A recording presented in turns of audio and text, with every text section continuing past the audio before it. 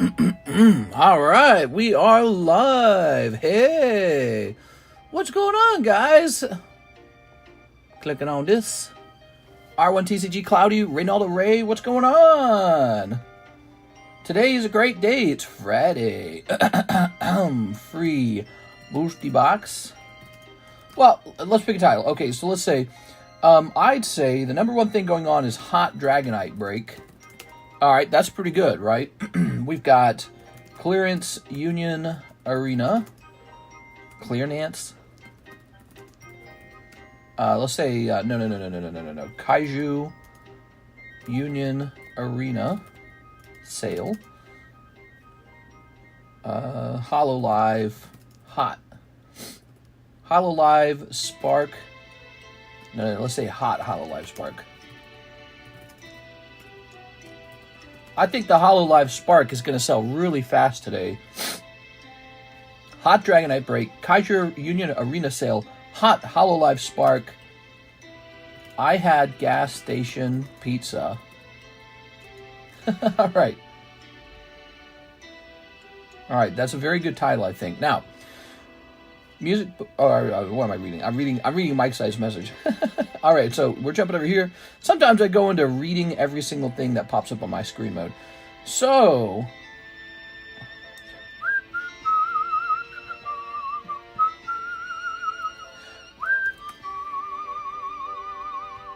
here we are, starting at 5 p.m. Karis has asked me a little bit about potentially taking Saturday off, Saturday, maybe Sunday, to just hang out with her, so I'm contemplating that. I told her maybe if she does a Saturday daytime stream, we will do that. I'm not sure. But I already have to blow my nose. The allergies are so unreal. We're basically in week 3 of allergy season, and I'm hoping it ends like any day now. All right.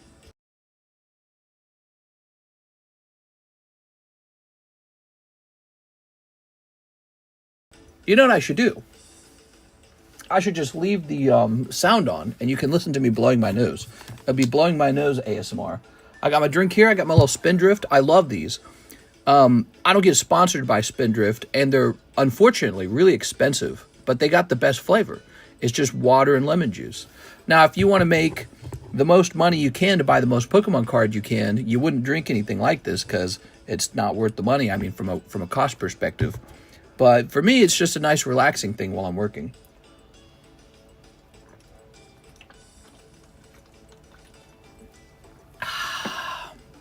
Oh, yeah. I like it because it doesn't have a lot of chemicals in it.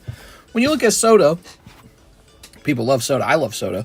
I like I like Diet Ginger Ale. That's my favorite. We don't have any out here in Lake of the Ozarks for some reason.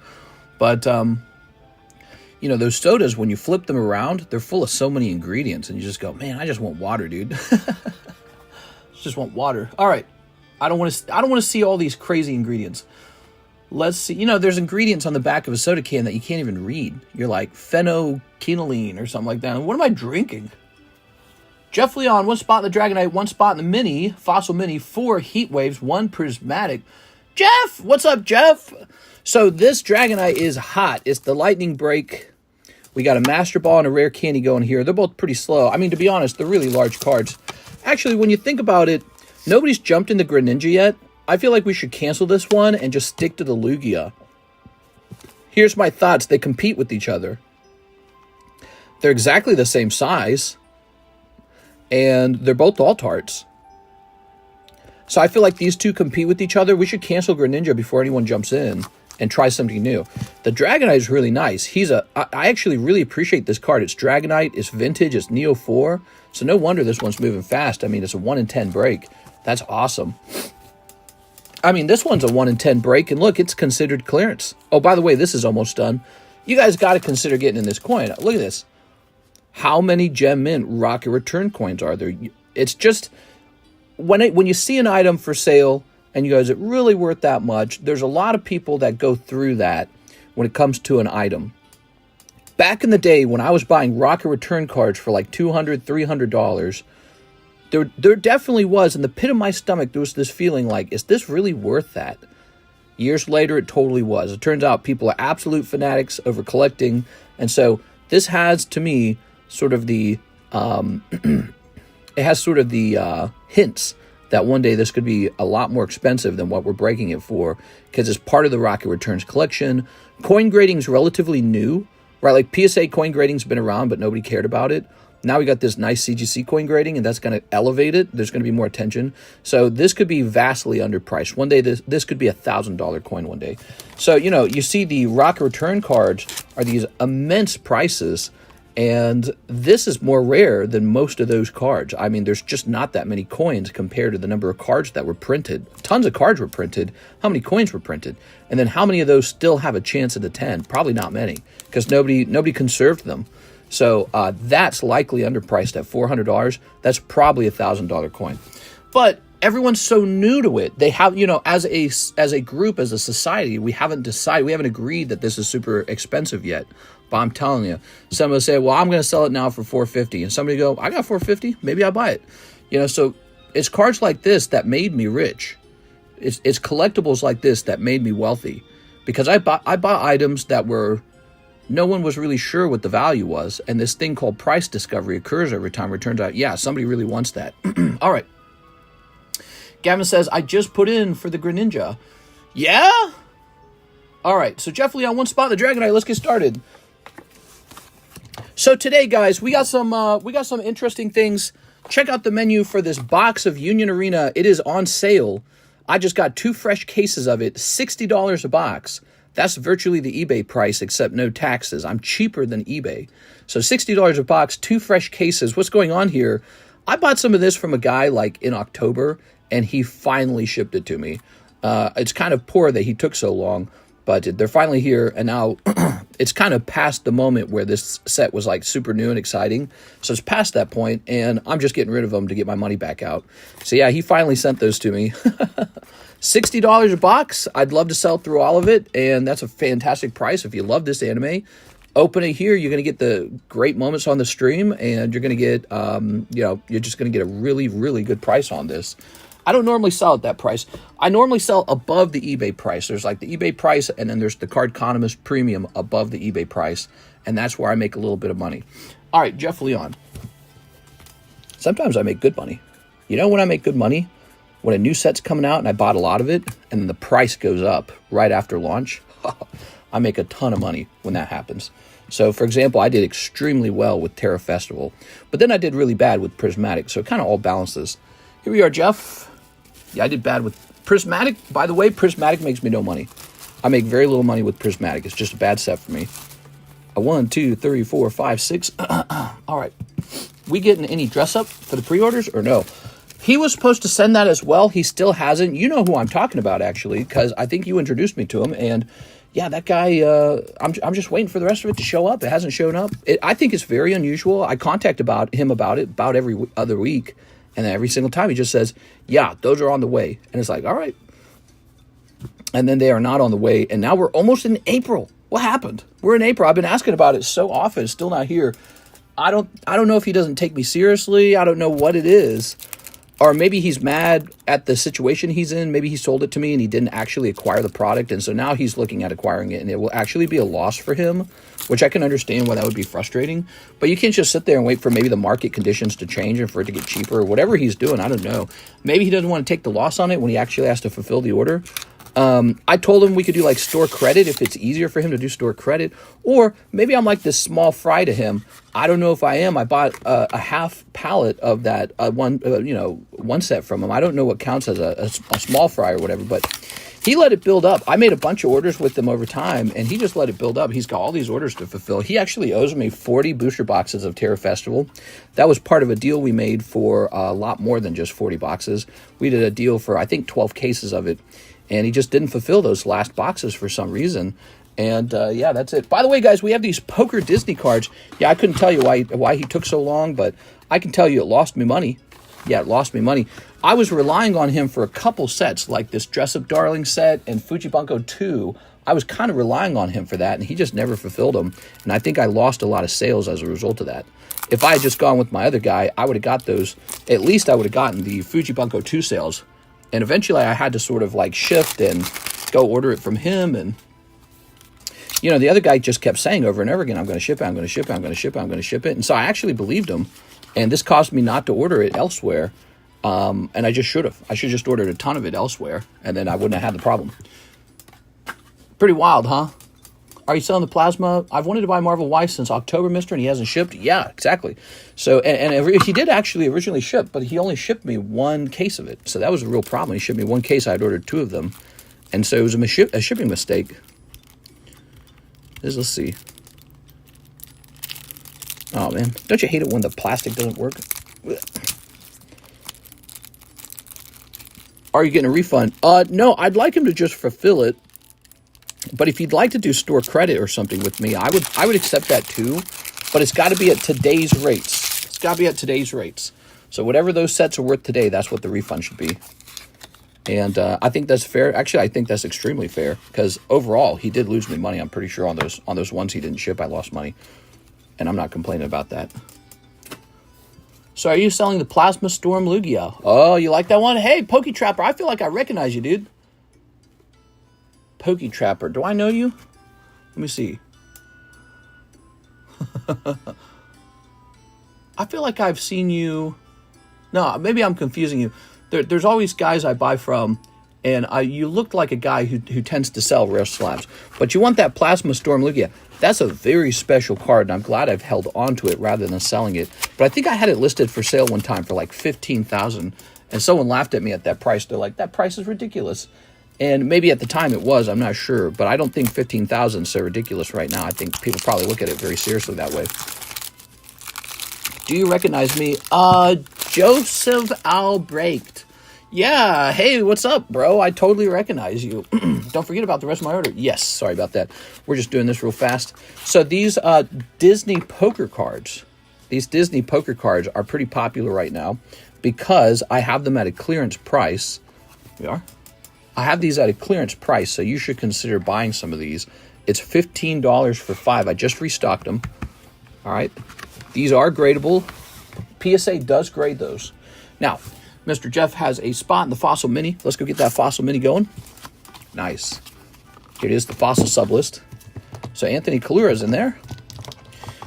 It's crazy how long it takes for this to go off sometimes. It's really just because there's so much going on all the time. You know, like why buy into this when you could buy into this, right?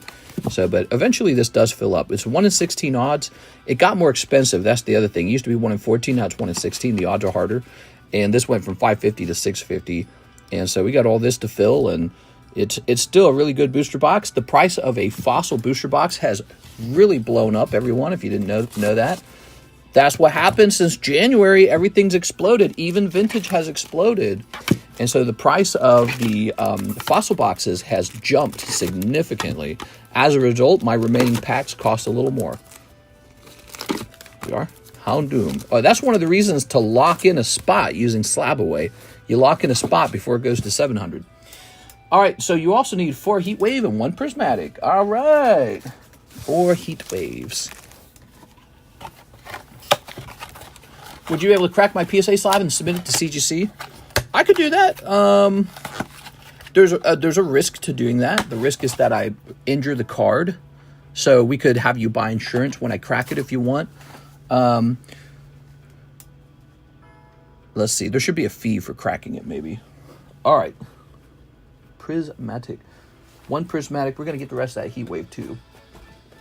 Cracking cards is kind of a dangerous thing. I don't mind cracking my card because when I make a mistake, I pay for the mistake. But if I crack your card, I got to pay you. So you put me in a position where I'm at risk of making a mistake. And then having to pay out for it. There we go. I did crack a card bad one time.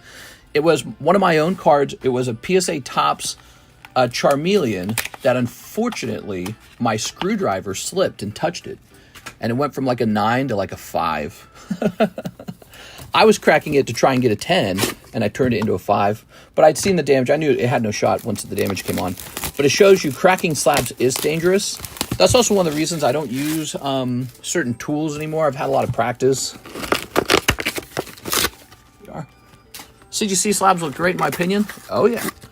the hate for CGC is going to subside the further away we get from the playtest debacle, and people are going to be like, oh yeah, CGC is just another company. They are. They're just another company, that's all. All these companies make stupid mistakes.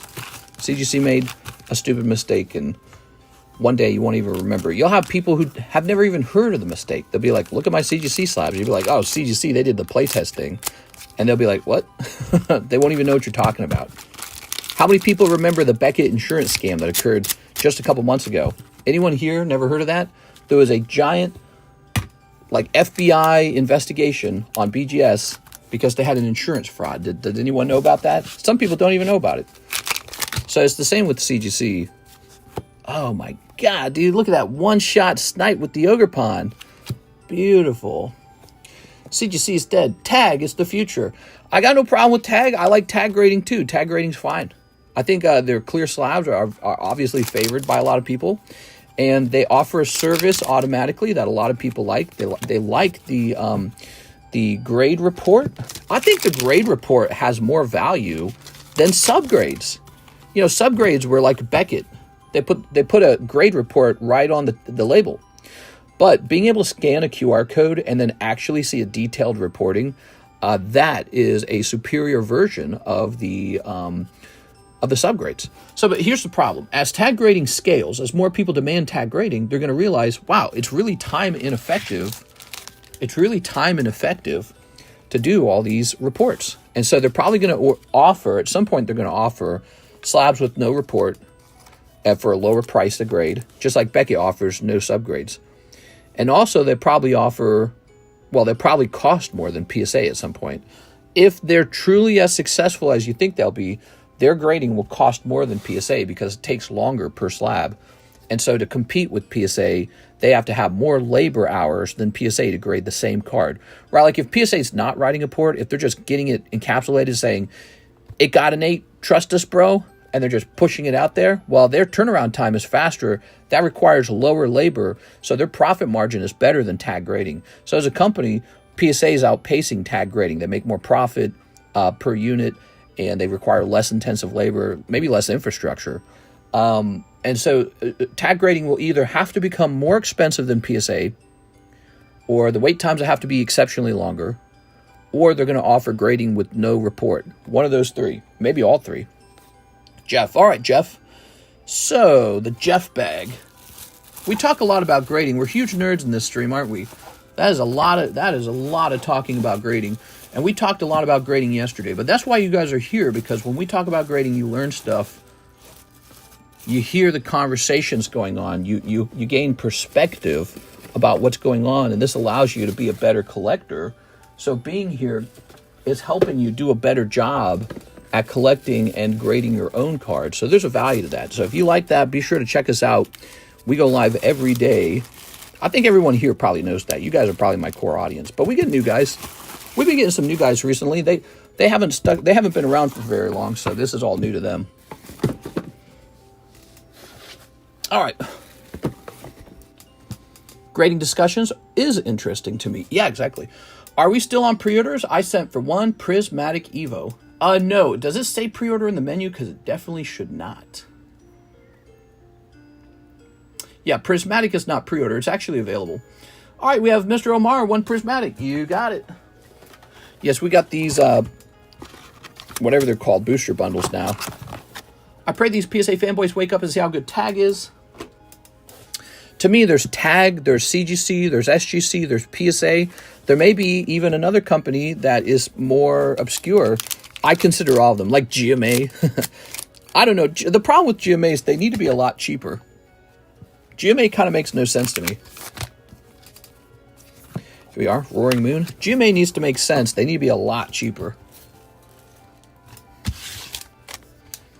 All right, that's Mr. Omar. You got one cold pack. Thank you, Omar. Thank you for the support. When you guys open packs here, you're showing us some support. Think of it like a YouTuber donation. You got a favorite streamer who plays video games? I play a video game too. It's called the Pokemon card trading game. Here's Hathim 3 Korean Terror Festival. All right, let's see it. There we go. Your orders also support these lovely giveaways. Did you guys know the giveaways this time is for one whole box of Heatwave? So that's not free. I sell these for about $150 a box, and this is just going to you guys. But the sales justify that giveaway. So we have a benefit. Since we make all these sales, we were able to give some stuff away too. So that's the benefit of it. Becky looks like the cheapest for smaller card submissions. Ooh, decisions. Who do I grade with? Ooh. Where do your crowns in the packs come from, ETBs?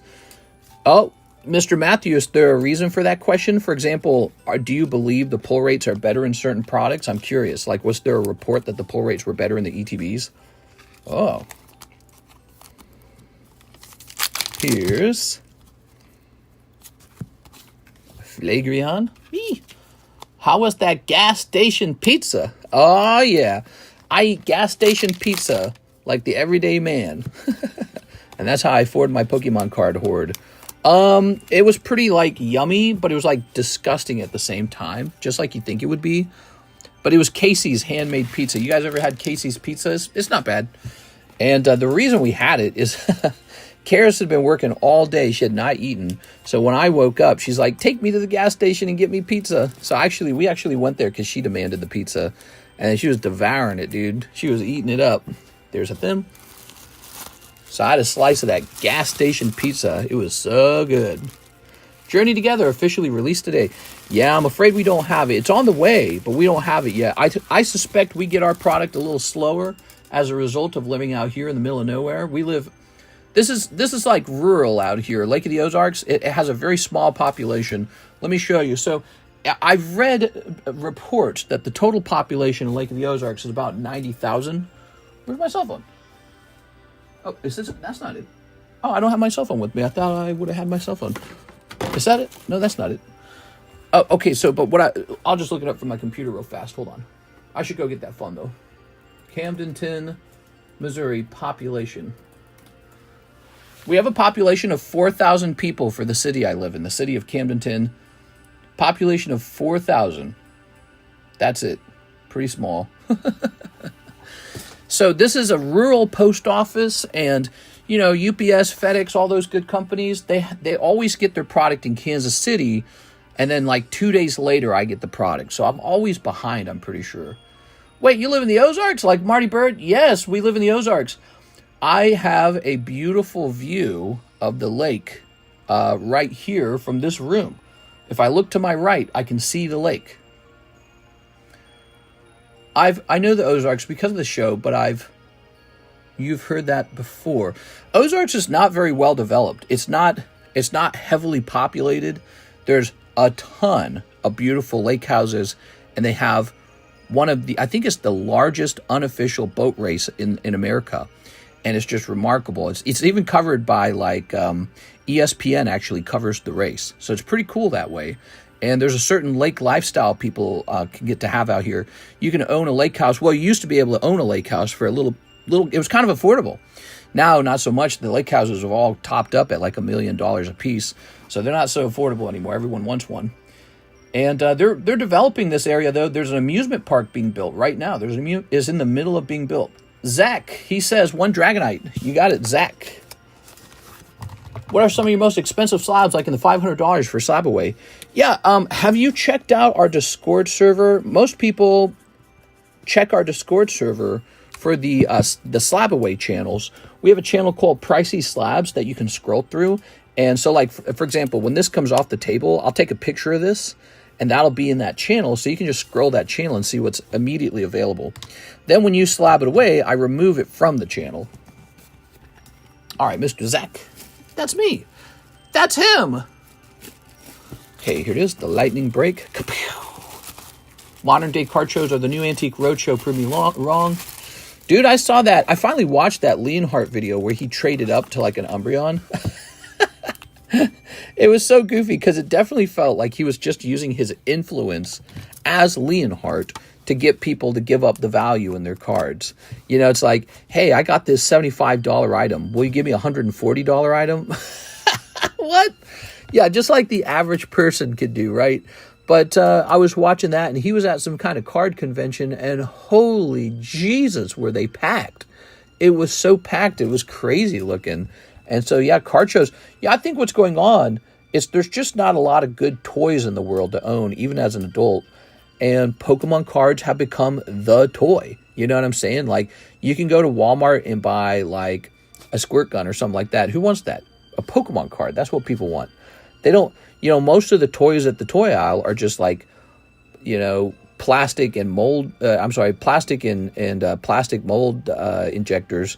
And so you just buy some like crappy thing made out of plastic. Although PSA holders are plastic, correct? But you're not just buying the plastic. You're really buying this thing right here. The plastic is just used to authenticate it. But yeah, so this guy right here is what you're buying. And so cards, man, that's where it's at. People don't want Walmart. They don't want Target. They don't want Big Lots or something like that. Where are you going to buy at Big Lots?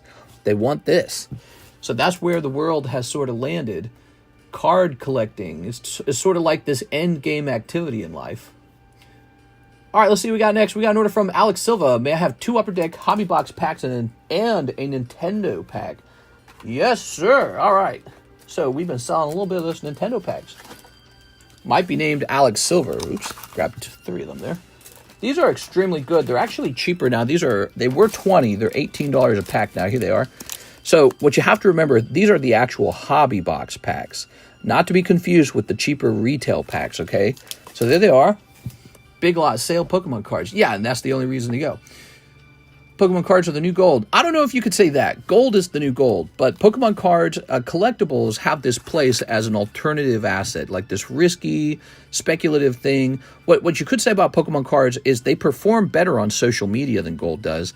And so there is a demand for these unique art pieces that perform well on social media and drives attention, activity, and ad revenue. You actually get paid to own some cards. People look at you and you get ad revenue from that. So that will give them a value right there. Here we are. All right, let's see. The tattoos. Ooh, you get 1 piece of bubblegum. Are you buying it for the tattoo or are you buying it for the bubblegum? So that remains sealed. We add this to your bag. The sneakerheads are going to tank the modern market, by the way. Who knows, dude?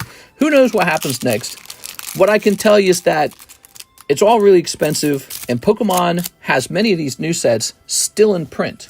It's still in print. But, after having said that, I will point this out. We have our own Glory of Team Rocket box battle going on.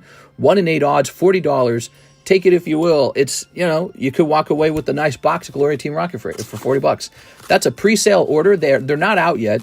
By the way, I didn't order a lot of those. I ordered just a little bit of Glory of Team Rocket, and it is going to be way overpriced. So take it as you will, and it's probably going to be the most fun set to open this year. And so, you can tell people, don't buy it, don't buy it, don't buy it. They're just going to buy it. They're going to buy it because it's so cool. It is. That's just how it is. And Pokemon might reprint it. They might be able to get the price to go down. My suspicion is the love for Team Rocket is a lot more severe than anyone truly understands, because one of the most popular vintage boxes from the past of all time is the original first edition Rocket box. It's never not been popular. One of the fastest breaking boxes or booster packs on my table ever. Always breaks fast. And Rocket Returns exploding in cost. I mean, I saw like the Gyarados posted for like $1,900, $2,000. You see like the Mewtwo's going for like $10,000 now. You got like the Rocket Snorlax like $14,000. It's unbelievable. And so the Rocket team is Pokemon. It's like the only time in Pokemon history when Pokemon was good was when Team Rocket was involved. They were a proper bad guy. You had a bad guy that wanted to take over the world. You had like these 90s and 80s anime influence where sort of like, psychic telekinesis, right? That was like the 90s anime. That's like Akira, right? It's like that, right? So Pokemon has this thing in it, psychic, and that was influenced by old anime concepts, and it's still one of the most fun parts of Pokemon, right? Like Ghastly's a ghost, Gengar's a ghost, and you've got Alakazam, he's a psychic type. But Mewtwo, he was the main character, right? And then you've got Team Rocket, Giovanni, mysterious gym leader. He wants to take over the world. It's an actual cool storyline. Like he's cloning Mew so that he can take over the world with Mewtwo. That is a cool storyline, and they're bad guys. They have guns. There's explosions. They're evil. They steal. They're actually bad. Now you got like what? Sword and Shield, Team Yell. You got this Gooner Girl character Marnie, and she has Team Yell cheers for her too loud. How effing stupid is that? And then you got on the other side this new thing, Scarlet Violet, and it was like Team Star or something like that. And they're just like what? High school dropouts who are sort of rambunctious, but actually they were the ones who were bullied. That's why they dropped out. Stupid as F, dude. So Team Rocket is Pokemon, and people are very excited for Glory of Team Rocket, and it shows that that's where Pokemon needs to head. They need to head back to Team Rocket. It should be in the games again. Team Rocket should be this overarching problem that's in every game. All right, Alex Silva. But they won't do that. They'll do like, they'll keep it like Barney the Dinosaur for now. People have been into Pokemon for the last 30 years. We're all grown up. We can handle bad guys. It's all right, Pokemon. You can put bad guys in your game. We're all grown up. In fact, the majority of your buyers are adults, not children. And it's going to be okay. And there's plenty of content for the kids, too. You can do both. Jacob Hayes, 1 box of Kaiju and shipping. 1 bag and 3 slabs. Jacob, picking up a box of Kaiju. All right. Team Magma all day. Team Snooze. Marnie is better than Team Rocket, says Hente Man Roshigoku. Mister, are you getting the new MetaZoo for the menu? Oh! Man. I've been waiting for that day. I have no distribution for it. So all I can do is buy from the second-hand market and put it on the menu. I guess I should. I mean, I've got other MetaZoo on the menu, and it does sell from time to time, so I guess I should. When does it officially release? I hate having to put the money up for more MetaZoo. In the end, it is MetaZoo. It's not Pokemon. Elfin lied. I hope Pokemon prints 20 billion effing cards and all these unwashed backpackers lose their shirt on the temporal forces. I bet you they won't. I bet you these guys are smart enough to understand those risks. I bet you they come to channels like this and they hear you talking about it. And they go, all right, I got to be careful. Got to make sure I don't overdo it. I can sell out of my position before it's too late. So it's a sophisticated process.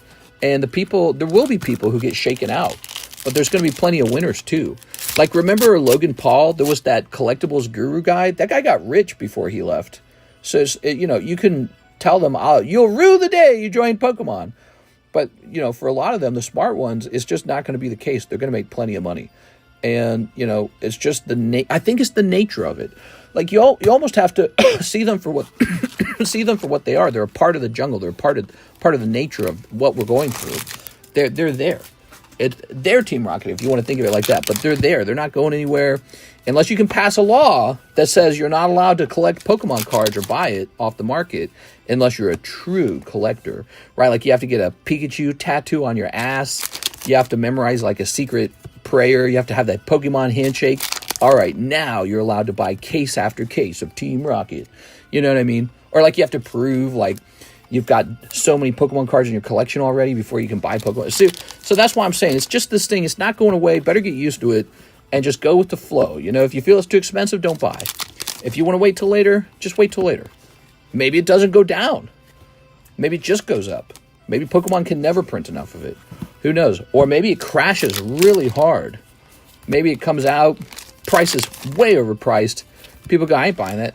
And then just a while later, it crashes. So who knows? But these guys who get involved in trying to scalp it, and let's say they're truly not Pokemon collectors, they're from every other hobby but Pokemon.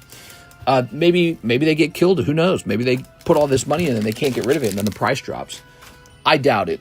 Pokemon just does so well, and they probably work really hard on understanding these concepts. That's why they're scalpers. Oh, you got red-haired guy. You can take another box if you want, Jacob. We got plenty of this product right now, and it is on sale. It is quite literally a very good price. I'm like 0-11 in breaks, just going to keep going. 1 break to win even LMAO. Yeah. Marco. I'll wait for the crash. Only Poke exclusive paywall products for real collectors. Twump knows what to do to save the Pokemon economy. Pass the Poke authentication law now. Poke buy ID. Yeah, exactly. Well, so and there's a lot of gatekeeping, and there's a lot of grinding of teeth and wringing of hands. Don't forget, it was just before January that Pokemon was basically doing terrible. right? Like, no, not terrible, but like before Surging Sparks, we had like Twilight Masquerade.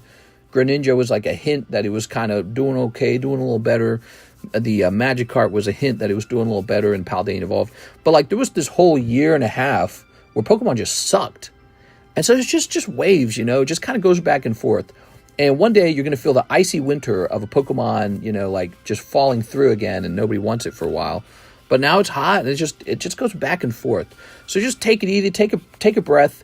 You can't just clear all the scalpers out. Think about how Pokemon's the largest franchise in the world. It's the biggest content franchise of any, you know, brand out there. It's more popular than anything. And so it's very easy to say, oh, they're all just scalpers, as if they didn't also grow up and play the Pokemon game or were surrounded by it in some way.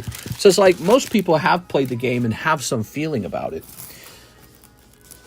All right, the largest is Metazoo. Here we are, Jacob Hayes. Yeah, Metazoo. That's my favorite. So a lot of these scalpers would be like, what are you talking about? I played Pokemon. You don't own Pokemon. It's not your thing and no one else can join it, and therefore your boxes should be super cheap. But yeah, there's guys who get in it. They just want to run a Pokemon shop, aka a legitimate scalping company. So even the company that was distributing the cards to Walmart is doing the scalping. It's just, that's all it is you got these gold coins, and the Pokemon company releases them at half price. And so everyone's scrambling to be the ones to get them first. They're scrambling to get a hold of the flow of the coins. And if you can do that, you can make just money out of nothing. So it's free money because Pokemon sells the coins at half market price. And so, you know, if you can just get, when it's hot, it's like half market price. And so everyone's like, where's the gold? Where's the gold? They're like putting tracking devices on the cars going, where are you going next? I'll take all your supply, please. MJ Holdings is making like shell companies so they can buy the product to themselves before it even touches Walmart shelves, because they know it's just gold coins at half price. That's it, half price gold coins. Why would you put those on the shelf at Walmart? Just give it to yourself. The distribution companies themselves are saying, why should we sell this? We could sell it on eBay and just double our income.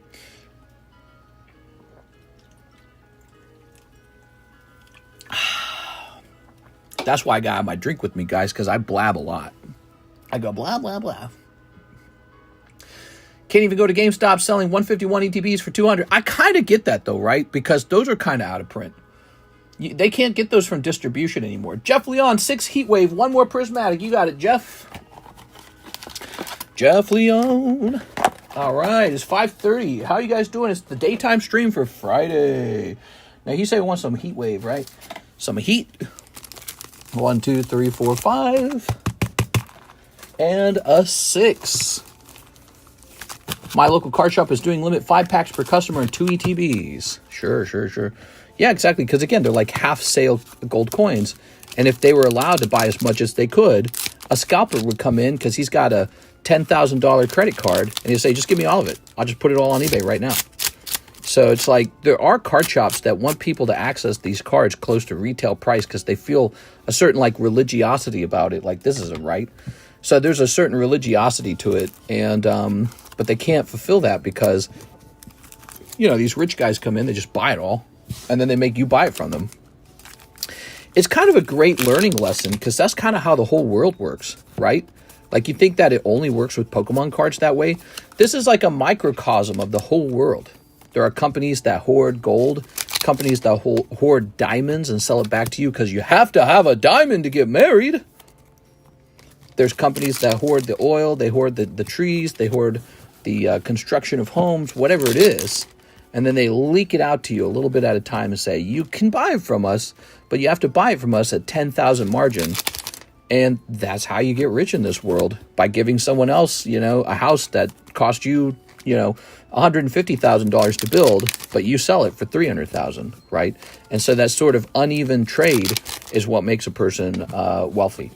Here it is. But the question is, how do you get on the good side of that equation? How do you get a business that where you're on that good side of the equation? And typically you have to have something sophisticated going on, like knowledge, technology, assets that no one else owns, maybe talent. Could just be talent. Like, you could argue, I've got this channel where I sell my cards. maybe I have a talent in entertainment and education. That's what allows me to go live and have something of an audience. And so, you know, you have to have something going for you that allows you to get into one of those equations. Here we are. One of those trades. We're the free ones, says Team Rocket Returns. We're going to be handing out one spot in that booster box later, so stick around. So this is Jeff Leon. Thank you, Jeff. Jeff, don't you, I guess you don't have a table. You don't have a table bag. I'm going to create a table bag for you. Nice, you got this doggy. I work remote. My job is more project-based. I don't have much supervision. Nice, dude. Yeah, my wife, I'm like Ben Shapiro over here. My wife's a doctor. Yeah, my wife's a doctor. So proud of it. But my wife's a software engineer, and she gets to work full remote, and it's kind of the same deal. She just kind of lays around in her jammies. Not a lot of supervision. The only thing is she's the perfect full remote worker. She's perfect because she gets very anxious if she doesn't get all her work done. So she gets all the work done on time. She's a very hard worker. And she married to me, and I'm a hard worker, and I'm like, you're not allowed to slack. Lewis says, Weiss Disney Blau times 3. New bag. All right, you got it. 3 of these. Just need to respond to emails and team chats. Got your 6-figure salary, and you just stay at home and answer some emails and move your mouse every now and then. But, you know, some people have noticed that about full remote jobs is that, you know, it's almost too good to be true. And then you hear about companies requiring people to end the full remote, too. So, you know, it's a tricky thing. I do think full remote software jobs will stick around, especially if you have a very high skill in software, right? Like, if they have to come to you to do high-level software engineering, and you're like, well, I want full remote, they'll be like, you got it. You got it. Because we need you. Don't go anywhere. So certain jobs are going to continue to command that. I would say another one, video editing. Have any of you guys ever thought about pursuing a career in video editing? Like Mr. Mike's side, he does the video editing for me. That's a real career, and you don't have to live next to each other to do that job. So video editing, that's a pretty cool one. If you're good at video editing, you can work on your own YouTube channel at the same time, too. So there's opportunity there. Video editing, yeah, that's a skill. Understanding, it's like kind of being a chef. A video editor is a chef. They don't serve you food. They serve you entertainment. Luis Ruiz.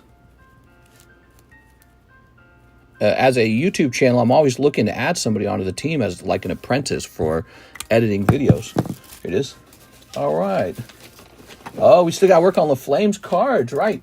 This reminds me how busy you get, you know? It's hard to work on those big,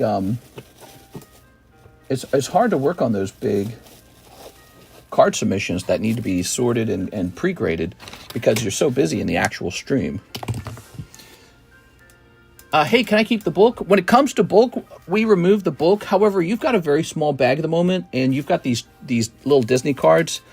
They're not. I don't know if you play a game with these, actually. Maybe you do. I'll let you keep this one round, but just keep in mind for the future, it's bulkless, okay? Hey, mister, any chance you're going to get Dan to Dan? Why Schwartz just found out that was a thing? Yes. In fact, I'm going to go ask my guy about it right now. Where's my cell phone? I need my cell phone. I know it comes out soon, so it's time to buy it. Oh, it's back here, isn't it? Nope. Where's my cell phone? Hold on, let me go get my cell phone. Maybe it's in the bathroom. Nope. Let me check out here for my cell phone. Oh, here it is. I found it. All right, I got my cell phone. All right. Haha. So, I will inquire about it.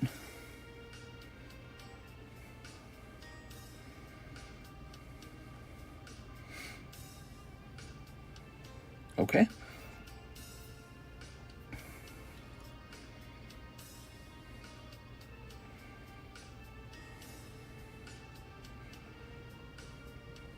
Okay. So, that's done. I wonder if I should ask the other guy. Should I even bother asking the other guy? I don't think I should bother. Dan to Dan already released. Oh my God. See, I'm telling you, I got to keep up with these releases faster.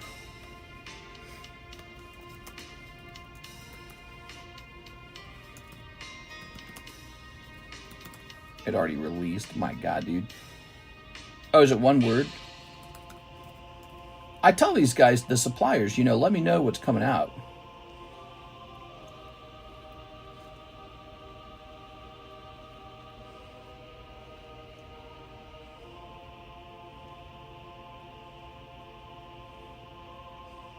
All right, so we got one case of Dan to Dan on the way immediately, and then I'll work with my supplier to get more. And we like that guy better because he'll give us a better price.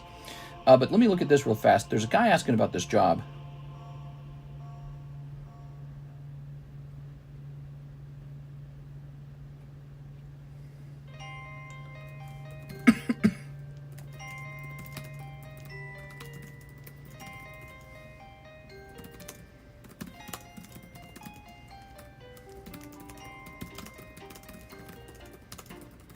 Hold on.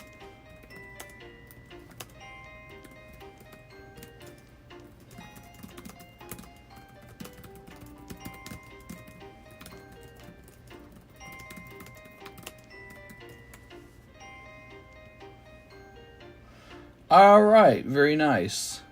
So I had a guy inquire about this job, this shipping job, and I'm telling him he lives out here and he says he does Pokemon. That's about all we need. So I'm going to ask him a little bit about what he knows. Joseph Albrecht, one spot in Dragonite. One spot of the Dragonite. Joseph Albrecht. All right.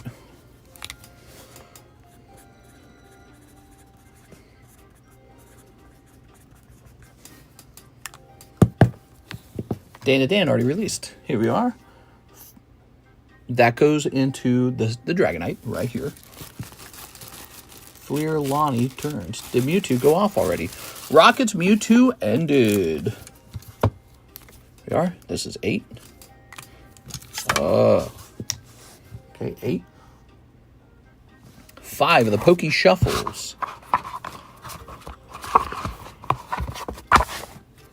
1, 2, 3. 1, 2, 3, 4, 5. There it is. Kadabra, Nidorina, Rapidash. The oldest, what is that? Slab break. It almost says, almost looks like it says sky break. All right, very nice. So that's $40 to the oldest slab break.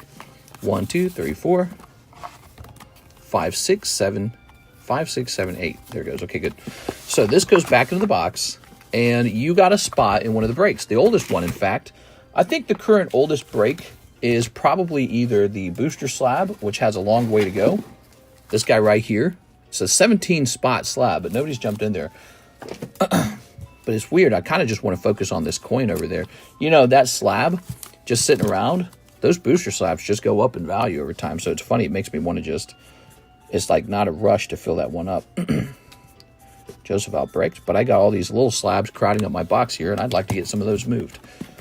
Oops. We can do the next coin submission after this coin submission's done. Coin is the oldest by a lot. Was made before the booster slab. Oh, really? Nah, that's not true. Is it true? So this is 7. All right. Well, the coin break's getting close now. He's real close.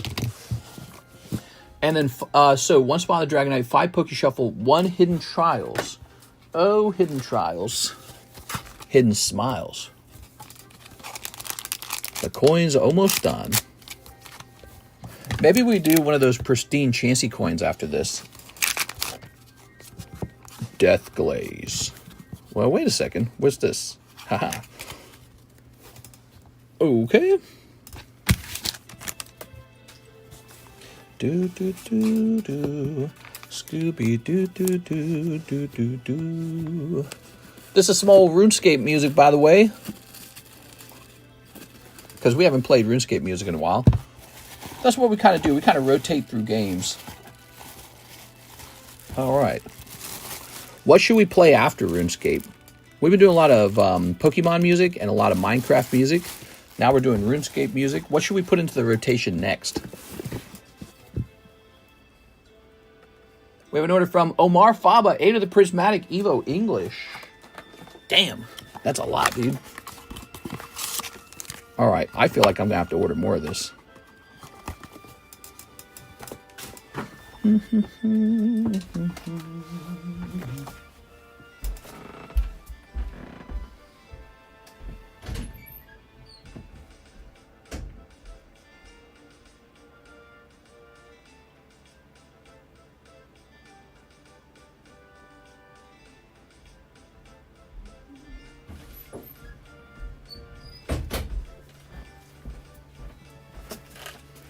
All right.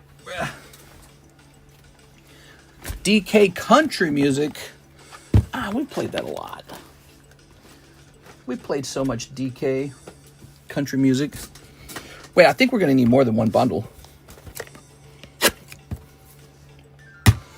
Smash Brothers. We do that one a lot. Smash Brothers is good because it already comes with a variety. Sonic, nah. Sonic doesn't fit the stream. Maybe that's part of why Sonic failed. Sonic, not Sonic, but like, you know, like Sega in general. Because Sonic is kind of their mascot. And, you know, every time I hear the Sonic music, it's always just like, meh, it's all right. Ocarina of Time, no more Zelda. I'm Zelda'd out. The top cuts off, so it said I had gas. I had gas station pizza today, guys. Sploder soundtrack is really good. Ocarina of Time specifically. All right, there we go. 8 of these. How about maybe a video game that's got really, really good music that I don't pay as much attention to? Halo.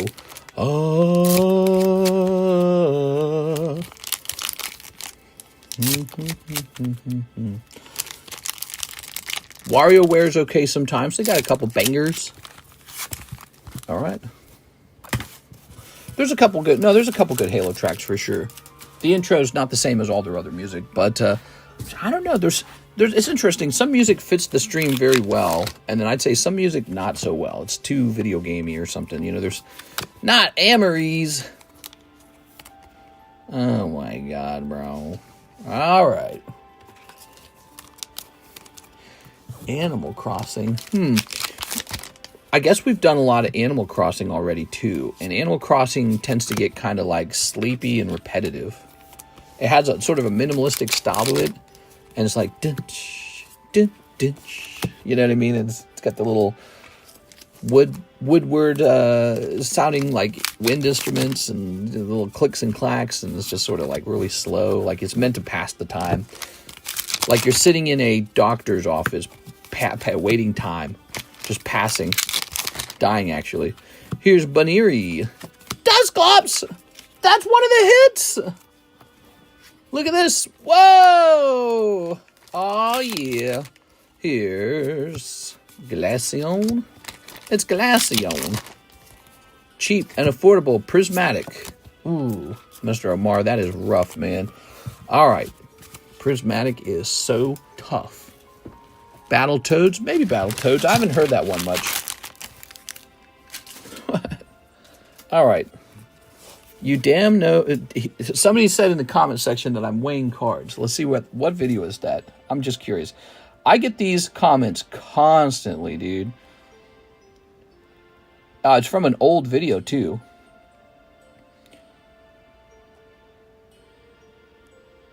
You know damn well he waited, scanned it, and all to make sure there was no holo. He still did spend money on the pack, I guess. Yeah, all the packs were pre-weighed. So somebody's saying during our base set box opening, when Cheese cut that pack in half, is somebody saying like, oh, well, he waited. It's like, yeah, we definitely weighed those packs. Bunny-eary. Ooh, lovely. All right. It's literally just little kids leaving comments like that. They have it at GameStop. Ask if they have Battletoads before you go. So, Mr. Omar, his eyes... I love you. I love you. Wait, you love me? Oh! 5 packs are left in the other bundle. They are. Super Mario Music 3. Alright, there we go.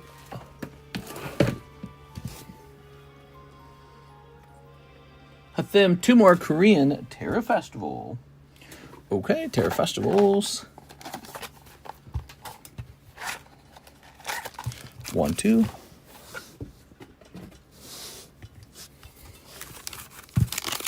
Power Rangers Game Boy Color soundtrack is a banger. It's a banger. Not like this Jigglypuff. You look stupid as hell, Jigglypuff. We ought to have like a really big... Oh, very nice. Look at that. He's such a good looking card. We ought to have a really big break where you get all my junk slabs in one move, all of them. It's like $1,000 of junk slabs. Here we are. Okay. Actually, with how pricey cards are, it'd probably be like 10 slabs and that's it. Ooh, very nice. Them doing well. That's the chase. Hell yeah, dude. By the way, the Korean Terror Festival has done very well. People love it. The Roaring Moon looks like traditional Japanese tattoo art. Oops, we still here? I tapped the wire. I thought we would have disconnected. We were disconnecting like crazy yesterday. Oh, something big just flew up to my window. I wonder what that was. Okay, Dylan Chan, 2 custom vintage packs. Well, Mr. Dylan, there's hardly anything left. I'm just going to grab you the next 2.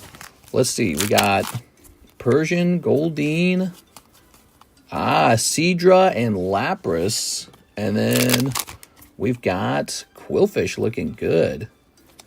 And Gyarados. Nice, dude. All right. Very nice. We'll set this here. Okay. I'm in. Give me them slabs. It'd be fun if I took like all the cheapest slabs and just put them into one like $1,000 break. And it was like 30 slabs or some ridiculous number. There we are. That's kind of what they do with securities, actually. They do that with like mortgages, subprime mortgages. They take all the subprime mortgages and put them into a little investment packet. You can invest in subprime mortgages. All right, here it is, Dylan. Thanks. Can this be included in my bags to be shipped? From when? When did you order the shipping? Was it today? If the shipping's from yesterday, we gotta get you a fresh bag. Tranches? That's kind of the rule. If you order shipping, we can keep filling your bag for the day. But the next day, it's kind of in our system. Oh, yesterday. Let's create a new bag. So when you order shipping, be sure to think it over carefully, okay? Because we can keep filling your bag up for one day, but after it gets moved from this table, it goes into a whole group of bags, and I don't like to touch any of it. It is Dylan Chen. There's a higher chance for a mistake to be made, like something getting misplaced at that point. And we can't just store everyone's shipping bag over here in the holding place because the holding place is too small. But maybe if we had a larger storage... Here we are. All right, Dylan Chan. Mr. Dylan. Okay. Okay. Here's Victor Alvarez. 1 spot in the light Dragonite break. Very good, Victor. This is for Victor Alvarez. That's for Victor. Here's Munchlax. Here's Squall. Pristine Squall. Here's Aerodactyl. We got these breaks too right here. Schmerodactyl. Schmerodactyl. Here's Dark Rapidash. Wow, is it going off? Teddy Ursa. What, the Dragonite? The Dragonite's definitely going to go off. That Dragonite's very fast moving. That Dragonite could be gone in the daytime stream. And if it's not gone in the daytime stream, it will be gone in the nighttime stream. This is Friday. Everyone's just been paid, so it's gone. So you got just probably like an hour left to jump in. Oh, yeah, actually, it's probably already sold. Hold on, this is 9. Let me just recount it, too, because I often make this mistake. Crystal Guardians is 2 spots away from finishing it as well.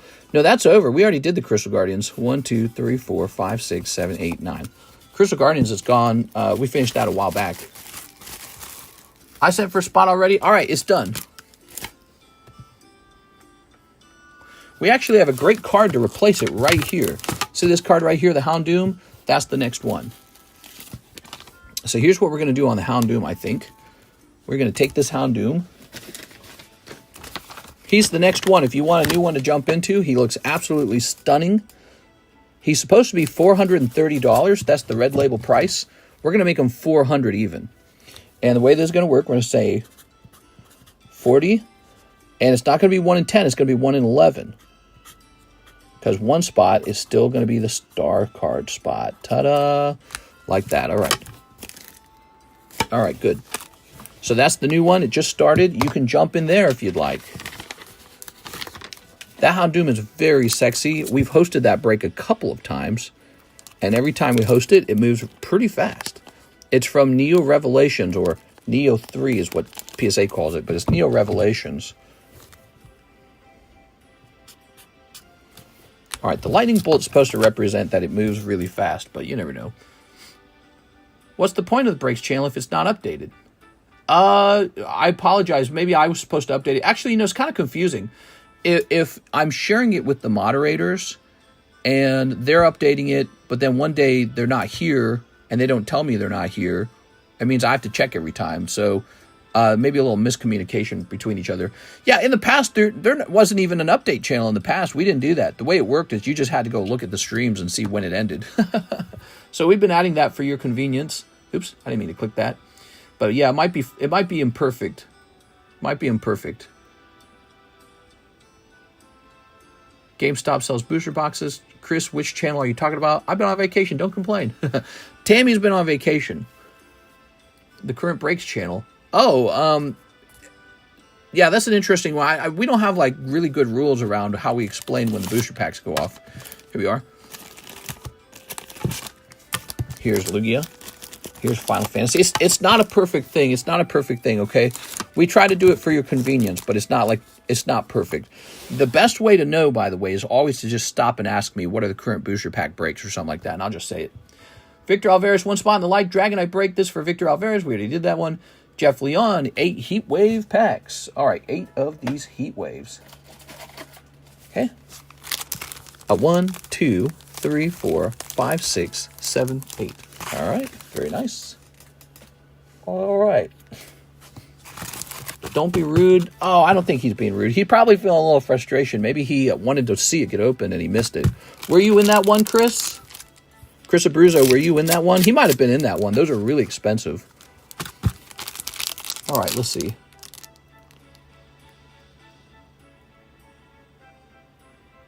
What's the point of the Breaks channel? Rude AF. Yeah, I get it. That's kind of how it is, though, you know. That's kind of how it is. Like, if you're a customer, you want good service. So I appreciate that. We also appreciate if Chris, you know, Chris puts in orders and all. He might have been in that break. I don't know if he's in that break. But I don't think he meant to be. He's not trying to hurt anyone's feelings necessarily. He's just feeling some frustration. So that's normal. All right, let's see. Let's see. It's a little drama over nothing. But now we know sometimes the channels don't always get updated. And it's a convenience, but it's not guaranteed, okay? And we appreciate the moderators who put in a lot of effort to keep those updated. And sometimes I'm not aware that I need to do it. So I need to put in a little more effort because I need to be thinking like if you know, if I'm the only one, I should get it done. So that's a little bit my fault. It's not Tammy's fault. All right, Gyarados. Ooh.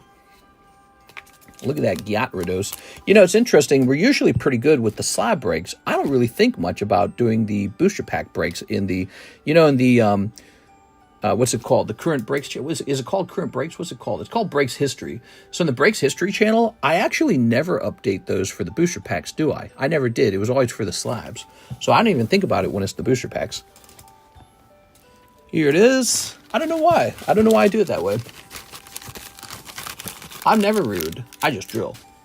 Wow, that was tough, actually. It was a tough round. We had Mag Cargo, Yen Mega, and there's really lovely Misty's Gyarados, but no super pulls in there. I'm sorry, Mr. Jeff. That's a tough round. When I'm there, I do put them in the breaks channel. Yeah, maybe I need to do that, too. When a booster pack break goes off, I should make a note of it. All right. So now we've got Miss 6 Dragonite break. Yes, 6 did in fact jump into the Dragonite break. It is over. Good luck in there, 6. Oops.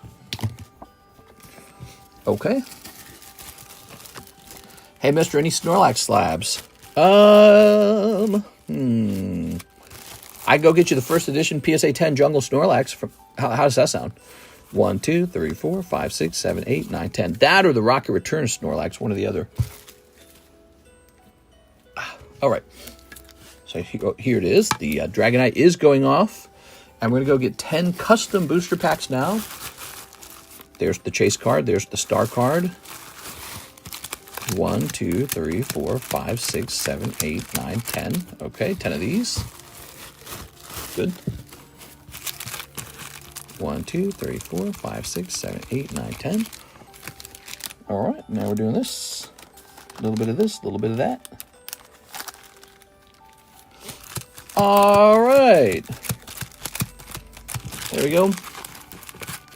Tammy, I wouldn't take it personally. You can't say that, R1. That's like if I made you angry, R1, and then I told you, calm down. Doesn't work.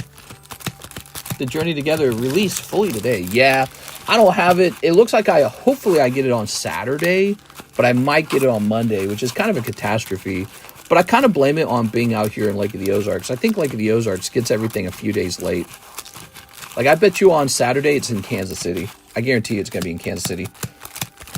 If I don't get it, it's going to be in Kansas City on Saturday, so it's going to be kind of disappointing.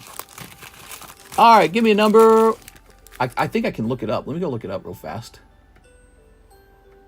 Hold on, give me a moment.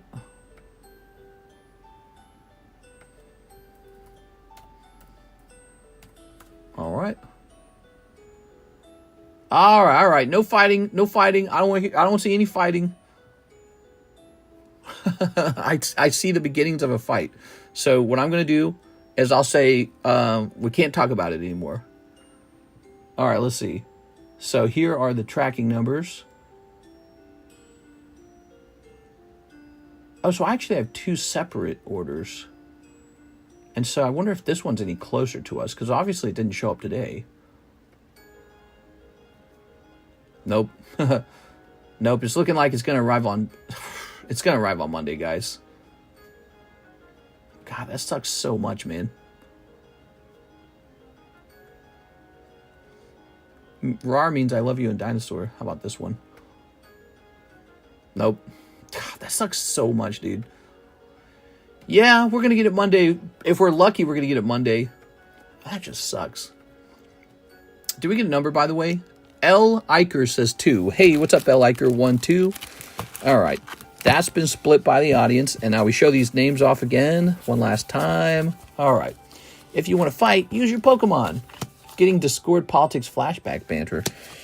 Dude, I'm so active in that channel. I have so much to say, man. I don't know why I have so much to say. Here we are. I just have too many words in my head. All right. No, it was 8, mister. What? I just looked up at the screen and used the latest one because I wasn't paying attention to earlier numbers.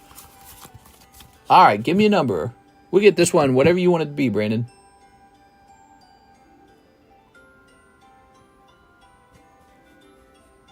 Hathim says 7. 1, 2, 3, 4, 5, 6, 7. All right. There it is. Hathim splitting the deck. And this is Beatrice. Sorry, Beatrice, that's a miss. Joey Albrecht. Sorry, Joseph.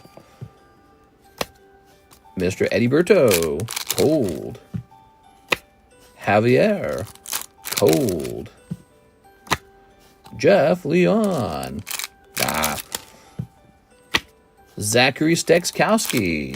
Ooh. Victor Alvarez. Oh, it's getting close then. 6. 6. Oh, it's still called 6. It's got to be these last two guys then. James Gower. All right, James. Our friend from Canada. Star card or what? Ah! James has got the chase.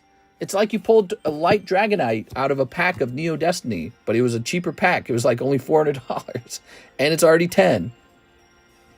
And so this guy's got the star. Marco Arboleta picking up the star. All right, star time. Star power for Marco. Terrafim, quick! We don't even need Canada. Oh my God, dude. Ah, what is he saying? Tell him to shut up. We don't even need Canada. Oh, okay. Where will we get our syrup? All right. This is a very important relationship. Marco got them lucky stars. I need Marco to win. What do you guys think about that 25% tariff? That's pretty harsh, man. Apparently, Mexico's the biggest loser in that situation. So that's actually a huge tariff on Mexico. They export the most stuff to us. In terms of vehicles. From the perspective of vehicles. Here it is. Ooh. All right. Good. Here's James, Mr. James. So James walking away with the brand new light Dragonite. Yeah, so here's the cool thing about this break. Already graded 10, clearly a good one, light Dragonite. You know, you didn't pull like Dawnfin out. Dawnfin's a pull in Neo Destiny. And it's less than half the price, because really it's 9 spots. The star spot's additional. So it's 9 spots. It's less than a pack of Neo Destiny by more than half. So this is the way to do it right here. This is like we open up a pack of Neo Destiny, and one guy, James Gower, he was the one to pull the good card. So, and that's how all Pokemon card opening is. Unfortunately, somebody has to miss. That is the nature of it. What you can always do, if you don't like that, by the way, if you don't like RNG products, just go buy the slab. Just go do that, okay? If you don't like RNG products, but the breaks are an RNG product. James, congratulations. It's only 2 slabs, no other cards. Single coin is green label. Can my star spot go to that instead of the starters? I already have a starter spot. Marco, I tell you what, since you've already got a spot in the other one, and that's where it's supposed to go, we'll put it in here. There's another good reason for that. It happens to be, apparently, the oldest break. So that's perfectly fine. We'll do that in this case. He wants to have a spot. Of course, you know, it would have raised your odds in the other one. You would have had two chances. All right. There we go. So this is going to say 8 for the coin. The coin's pretty close. It might finish. All right. There's the coin. James says, Mister, I know you said you can't add it to old shipping, but it got that Bulbasaur slab last night shipping. Yeah, right. Yes. I think it's going to make it in, because this will head over to the shipping area, and I know your shipment hasn't gone out yet. So you got 2 slabs, and it should make it in. I remember that. You mentioned that, and I said we would do that for you. Yeah, so you're very lucky. You're going to save a little bit of money on the shipping. Hopefully Customs doesn't open it and say, wait a second.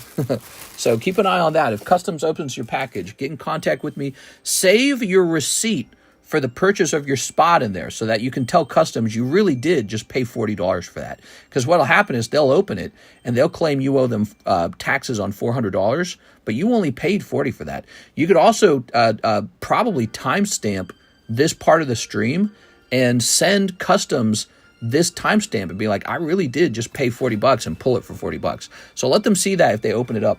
We've been having some trouble. We had a package opened last year in France, and they didn't like what they saw, and they wanted to charge more taxes. But they cut the packages open. That's what they do. I think they scan them. I think they scan them with the scanner, an X-ray, and that's how they know. That's my theory. I think they scan them. All right. So what's next? Mr. Zach says, get me in on that Houndoom. Yes, give me some Houndoom action. Vacation is over. Got back yesterday. Is it depressing to have to return to, like, life? Vacations are pretty good, man. They're, like, intoxicating, especially if it's a good vacation. But on the other hand, you know, you don't get used to eating all the junk food that you get when you're on vacation. Vacation junk food, that's the hardest part for me. Got work now, 2nd day in. Yeah, that's tough, man. All right, here we are. All right. What a wicked pickup. Yeah, it's a wicked pickup. We have an order from Matthew Lassing Returns. 3 vintage custom packs, please, and thank you. Oh, I don't have that. Pretty sure I don't. We got 1 and 2. So let's test these out. Oh, Articuno, nice, dude. And so there was no Charizard. I thought there was a Charizard pack. I'm giving you this last one. Congratulations. The point of this Charizard was when the Charizard gets pulled, you're supposed to add this one to the rest of them. But I bet you I did this. I bet you I set this one up, and then I never added a second Charizard. That's poor. So you're you're lucky in a different way. You get the very last pack. Wow, there you have it. There's Charizard. All right, so for you, your pulls, Mr. Matthew, out of the box are Articuno, Charizard, and Armaldo from the e-reader set. I think that's a Sandstorm pull, is it? I'm not sure. I don't recognize the symbol. I think that's Sandstorm. Pretty neat. I'm sold out of these. These are sold out. So I actually have to go fill them back up. And, yeah, you were lucky that there was no other Charizard, because you get an automatic Charizard. I think that was my intention. My intention was to have a Charizard ready to go if the other one gets pulled, but I never actually loaded a second Charizard in there. Must have gotten bird-brained in the middle of filling them up. We are? All right. Dang, love them packs. So here they are. Look at all that. Whew. That's cool looking. Electrite Grimer, Bronzor. Your commons are meaningful too, you know. These are nice. When I used to make the packs in the past, I would sleeve every card, but it really takes like an hour and a half to fill those packs. It takes a long time. So it's not like super easy, because you got to be careful to make sure you administer some hot packs and administer some cold packs, and that's kind of like a little math. And then also you got to have like tasteful fillings too, and it just takes a while. Like the organization of it all is timing. If I had a smart guy who knew how to have good taste in creating custom packs, he could sit down and I could just hand him all the cards and he could just make the custom packs. But I don't have that currently. I need a helper. All right. So, but you know, I had a guy email me today. Let's see. Is he going to text me? No, he hasn't texted me yet. I gave him my number so that he could text me. We can meet up today. So that's Matthew Lassing. The custom packs are sold out. The vintage custom packs are sold out. Very popular product. Cold packs and fillings. Mister's a dentist. Did he say I have a bag? He said he has a bag. Are you having a laugh? All right, here we are. Lovely. How you guys feeling about the daytime stream today? Is it a good stream? I feel like today's stream's been great. Jeff, one prismatic. Jeff. We now have a new break. It is the Houndoom. The Dragonite has completed. Let's get say one. Okay. One person already in. It's 11 spot break. Houndoom. Great card. I think the Greninja should be canceled. Duraludon. What? It's Friday. Where's Alexis? She's on vacation. I think she just got back from vacation. But ultimately, she has announced that she's moving to California. And so as a result, she will not be able to stick around here. She was actually on vacation in California. Her family's all in California, basically. So she's from California. She moved out here to meet a man she met online. And they actually got married and had a baby together. And now she's kind of like, let's go back to California. So that's what they're trying to do. And so I will need to find a new person. She's going to be gone in June. And she told me, feel free to find a guy. So that's what we're doing right now. She's been very good. She's been with us for 1 year, and she's been very good. So all the work she did is highly appreciated. Everyone said she did a great job at shipping. And wherever she gets a new job at, I'll be happy to give her a great recommendation. So very professional. Okay, we have Mr. Omar. 5 more prismatic evolutions. All right. I'm from California. Too expensive out here. Yeah, I don't know the whole logistics of it, but from what I understand, I think her family is going to let her have some free rent. And so that's pretty good. Free rent in California is better than cheap rent in Missouri. So it kind of makes sense. But that's what I've heard, and those are her plans. And if she changes her mind or something like that before we hire somebody, you know, she can keep the job if she'd like. But I think she's pretty adamant about going. I don't know if there's a long line or something, but I sent in an order a while ago that was not serviced. That's Chris Abruzzo, right? Looks like Omar waited 24 minutes. So we got Omar followed by Chris Abruzzo right after him. 2 prismatic. You're super close. You're just right after this guy. Here we are. All right. Now, we had a break, so whenever we do the break, those always tack on like 20 minutes to the stream. They had a lot of time. I like that this Houndoom was already ready to go. He's such a nice-looking card. He's just ready to go right away. Don't worry, guys. I have a credit card with 10K. All right, there we have it.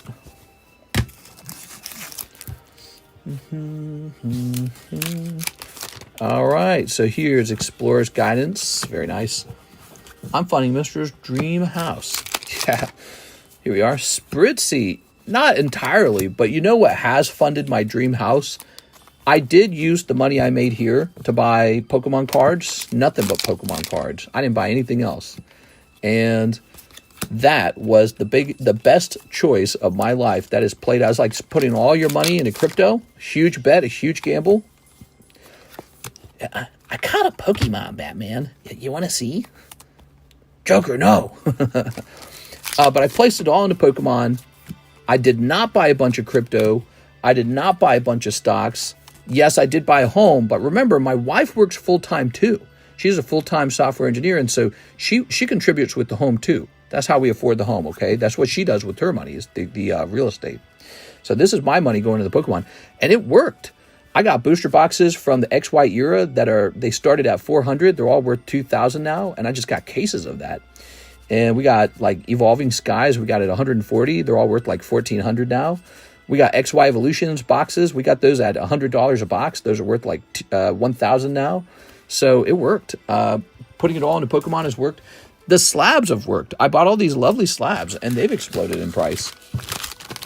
I'm going to do it. Unequipped. Great Pokeball. Yo, those hips! It does seem kind of like the Playboy Bunny Pokemon, doesn't it? I mean, look at the shape. It reminds you of Playboy Bunny. I don't know, dude. That ain't right. Did we ever get a new box battle break? Great question. Yes, we did. Nobody jumped into it. But here it is. We have the Astral Radiance. You'll notice the label is not red. It's a good price. It's a 1 in 9 break. Astral Radiance box battle break. Besides that, we also have this guy going on over here, the Glory of Team Rocket box battle. So you got two options, the Astral Radiance and the Glory of Team Rocket. Lots of breaks. Mr. Omar. Thick thighs save lives. Here we are. I dropped 1K on Prismatic Evo with no big hits. It's so easy to do that, too. It's so easy. Might be break time. Yeah. Throwing in the towel on the Prismatic. We are. It's tough because, you know, some people get very lucky and they get like Umbreon in their first ETB, and so that's what's driving everybody else. I don't think we should do this one. What do you guys think? Greninja and Lugia compete directly. I say we take this one back out. I don't feel it. I don't feel the interest in it, and I feel like they're competing with each other. So that one's out. Greninja's no longer an option. So that means we can pick a new break. We are. If we want to, we don't have to right away. All right, Greninja's out. Do a Rocket Slab. That's not a bad advice. Okay, Chris Abruzzo, 2 Prismatic. All right, keep an eye on this, Omar. If Chris Abruzzo pulls Umbreon right here, then you can truly feel like the Pokegods have ganged up on you. Because he's opening the next 2 packs. And if all you had to do was buy 2 more packs, you're going to feel very dissatisfied. And so I want you to watch this because it's very dramatic. We are. Of course, it might be 2 cold packs, and then you'll be like, whew, I'm glad I cut it off here. Glaceon. If you guys are ever feeling the burn from Pokemon, just take a little break, a little hippopotamus. Just take a break, go earn some more money, go live some life, you know, go for a walk, have some lunch, and don't worry about Pokemon for a while, you know. That's what I have to say about Pokemon, because Pokemon, a lot of it is opening booster packs, which is, again, like playing the slot machine, and these breaks are similar to that. They're an RNG product. Some people, they strike gold, and some people strike a common card. So if that's ever, you know, if it ever burns you up, let me tell you something that makes you feel better after having a bad round. Just saving up a little bit of money makes you feel better. And then you go, you know, I think I'm going to go do that again. I'm going to go have some fun with the Pokemon cards. But never do this. Never put all that money on a credit card. Never do that, guys. That's my advice. Dave Ramsey would call you crazy if you put that on a credit card. Here's Chris Abruzzo. Mr. Chris, doing well. 1 whole Master Ball card. Where is Chris Abruzzo's stuff? I'm trying to remember. Chris Abruzzo, did you have your own box? Are you a box guy? I can't remember if Chris Abruzzo's a box guy. Oh, yep. Yes, he is. He's a box guy. Buy only theme decks. Nah, that's no good. Yeah, Pokemon's very difficult because it's like you either buy a booster pack, and those are somewhat reasonably priced, like $19, right? And then you try to get a nice pull out of there. Oh, you didn't get a nice pull? Well, I guess you should have gone off and paid $3,000 for Umbreon. Like, you know, it's really tough. It's really tough. The cost of the cards are at this really amazing valuation, and where does it go from here? Maybe it just gets worse and worse.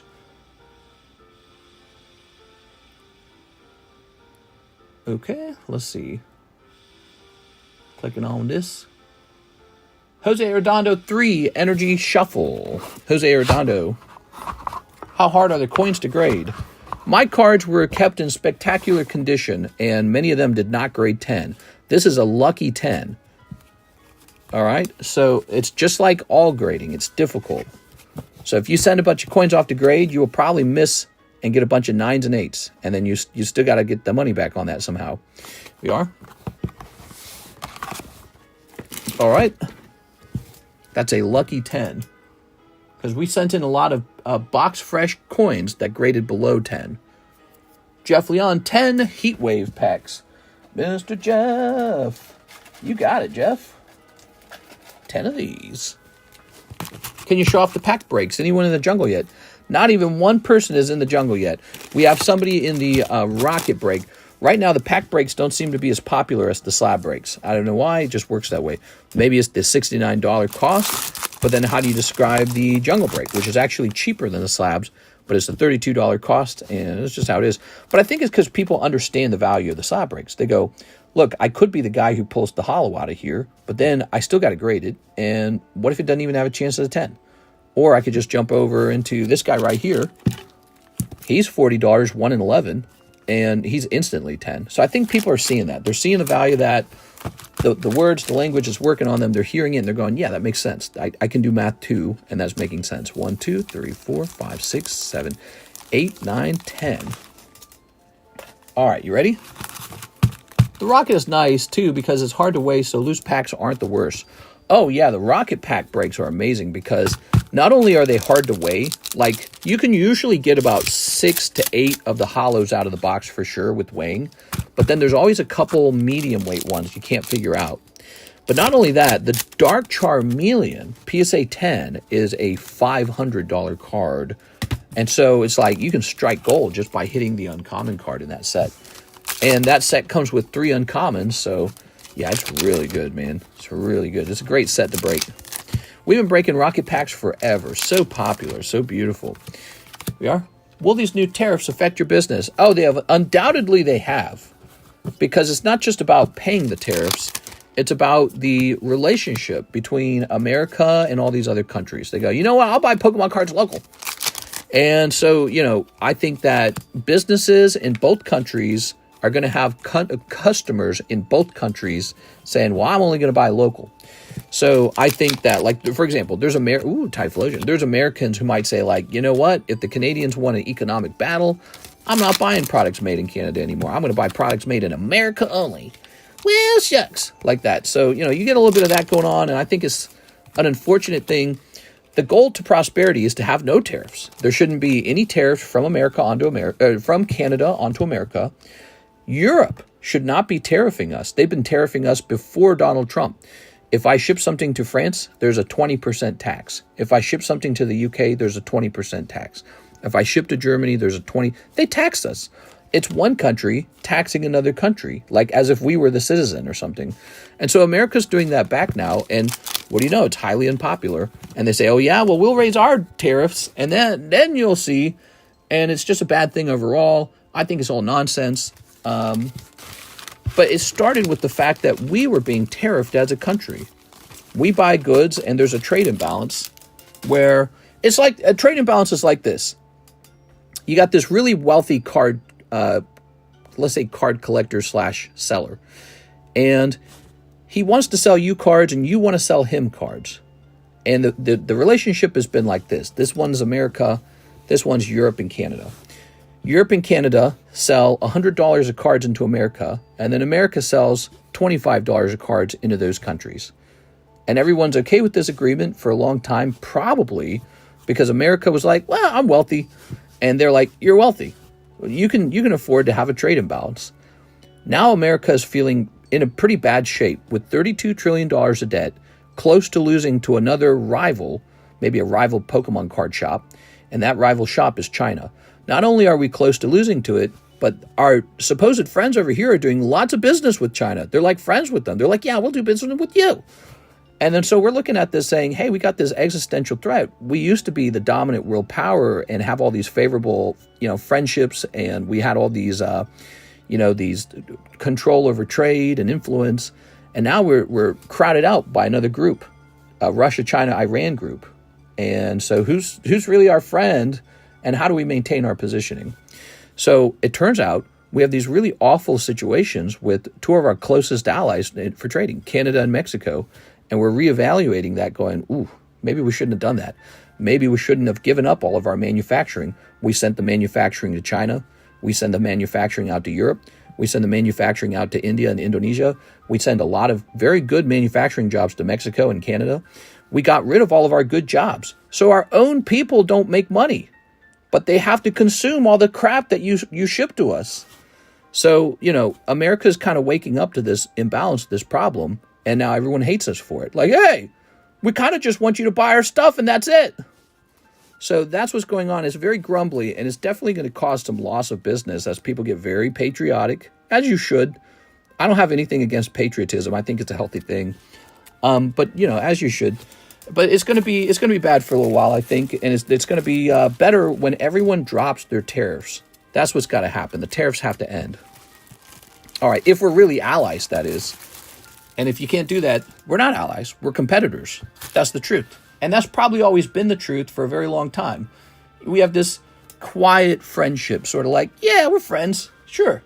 Have them 9OP11s. We're not economic competitors. We're friends. Friends. 1, 2, 3, 4, 5, 6, 7, 8, 9. Oops. All right. Billy Me Too, not SAR. Is Camel's laugh still worse than the tariffs? Camel's laugh, Trump tariffs. Camel's laugh, Trump tariffs. I don't know. There's probably a lot of people that don't mind the tariffs. There's people on there's people in America saying this is what we needed to do. This is where we needed to head, was into a fight over, the way that we trade goods. Because as it turns out, America's a very big consumer. And it's like, you want to take the jobs from America, and then also you want America to buy more stuff than you buy from America. And then one day America's going broke, going, why are we doing things this way? Let them bear the tariffs. Let's not forget that it was the American CEOs who decided to move manufacturing jobs overseas. Exactly. Those jerks. They do it not because it's the best thing for Americans. They do it so that they can make more money. American CEOs make millions of dollars, and Americans get to work at Walmart, and that's about it. All the good jobs are gone. They took the best jobs. Car manufacturing jobs, by the way, if you didn't know this, are some of the best jobs in the entire country. High-paying, skill jobs, and they're so necessary because we need cars all the time. They're super good jobs.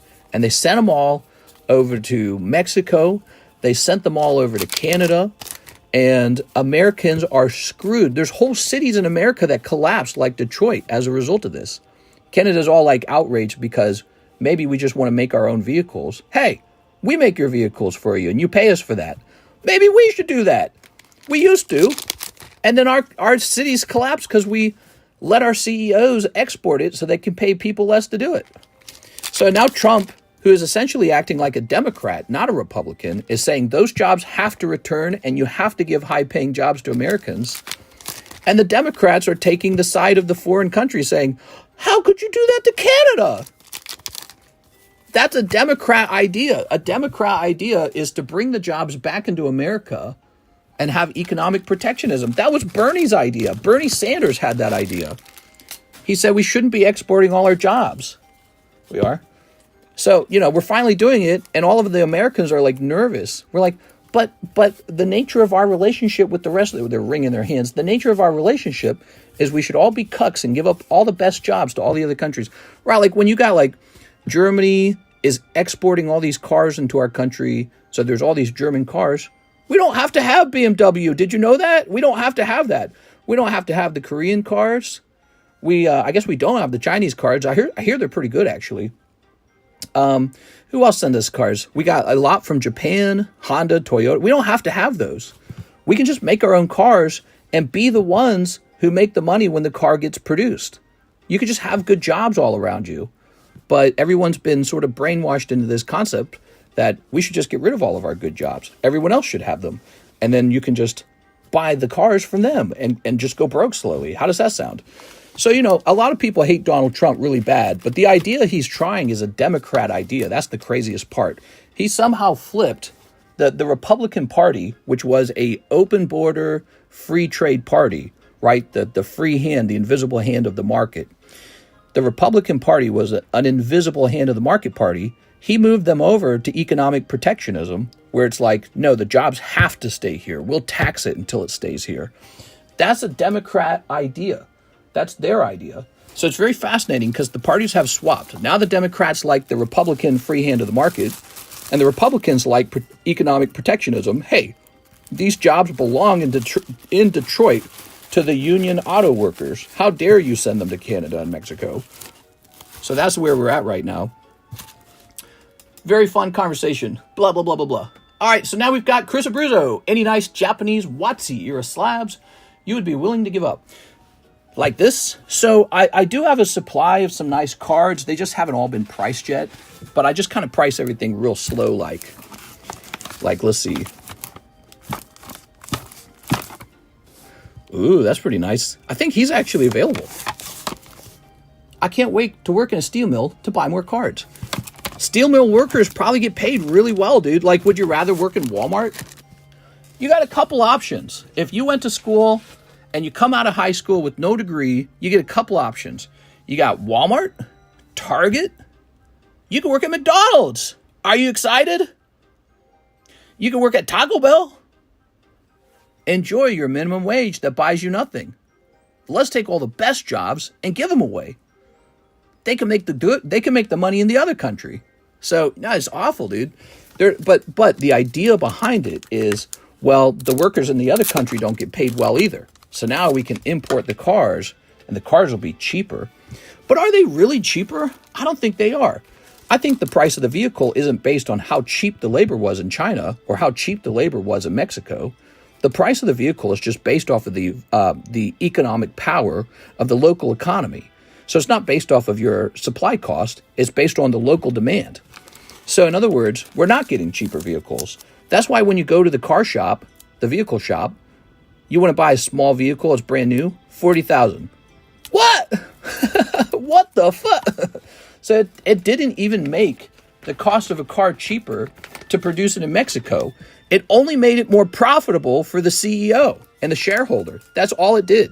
They exported your job. They took your job away. They exported it across the border. We're the buyer of these vehicles, and we should demand that we make them. That's not evil. That's not like Republican, oh, we're MAGA, fascism. That's common sense. That used to be a Democrat Party talking point that we should be the ones to produce the vehicles. And now they hate Trump so much, they flip sides. They sound like the Republicans from the early 2000s. No, those jobs need to go to China. Those jobs need to go outside the country. So it's very fascinating to watch it all because I've been really intensely into politics my whole life. And you see that kind of stuff and you think like, what happened, dude? When did the Democrat Party begin to cheer America's failure as we export all our jobs and rely on other countries to profit off of us? I don't know when that happened, but it's really sad and it doesn't look good at all. But, you know, it's a sort of self-hate, isn't it? All right, so we got 4,000 on this guy. Let's get him up. They took your jobs. No, Dan to Dan. We'll have Dan to Dan very soon, but not today, okay? Dan to Dan's not in yet. So actually, let's get this with a little bit of taxes on it. You ready? All the free McDonald's I want. Sign me up. Okay. And by the way, when all the good jobs are gone, and there's all these people who need jobs now, that expands the labor market. The labor market is more full of desperate people looking for jobs because all the good jobs are gone. Do you know what the effect of that is on wages? Wages go down because everyone's so desperate for a job. When there's too many good jobs, wages go up because now the employer has to shop really hard for an employee and they've got too much competition. So wages go up when there's too many good jobs around you. When there's no good jobs, your only good jobs are Walmart, Target, and McDonald's, wages go way down.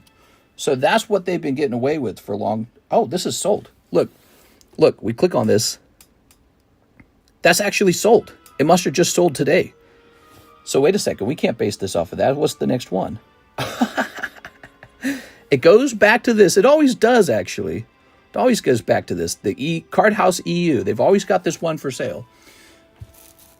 Pay Americans for American jobs. That used to be a Democrat talking point. Now it's Republicans. The evil corporate Republicans would take your jobs away and shut down factories and destroy the lives of the union workers. And the Democrats were outraged by this. They represented the unions. And they have flipped sides. They're on the side of the globalist corporations now. When did that happen? Travis Nova, 1 rocket coin. You got it. Travis Nova going in. That was a Republican goal to give the CEOs the right to ship all your jobs out.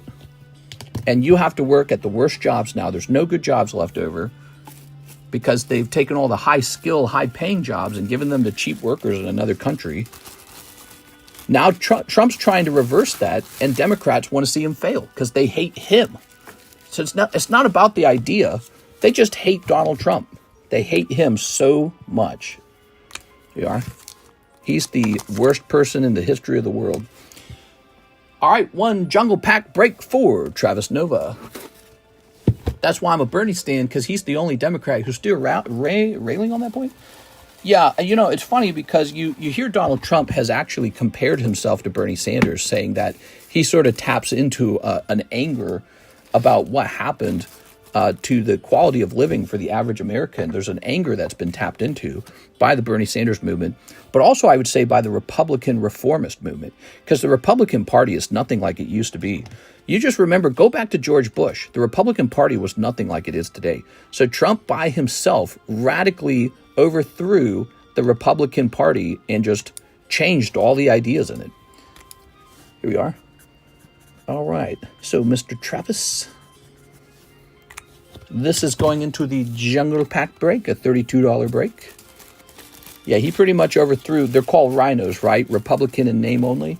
He threw out all the rhinos, and he came up with totally different rules. Like, no, we're actually going to force all these jobs back into the country.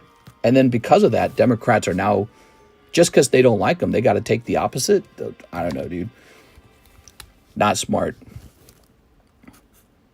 Okay, so this will say Vin for vintage. All these liberals think college is better than Donald Trump. All right, let's see. We have a theme, 5 more OP11.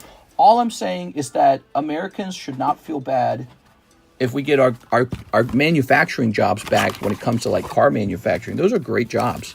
You should cheer for that. But, if it comes at the cost of these other countries having to lose those jobs, how do you think they're going to respond? They're going to be mad. They're going to be like, hey, we should be mad that they ever left our country. There are whole cities that collapsed in America when we did that.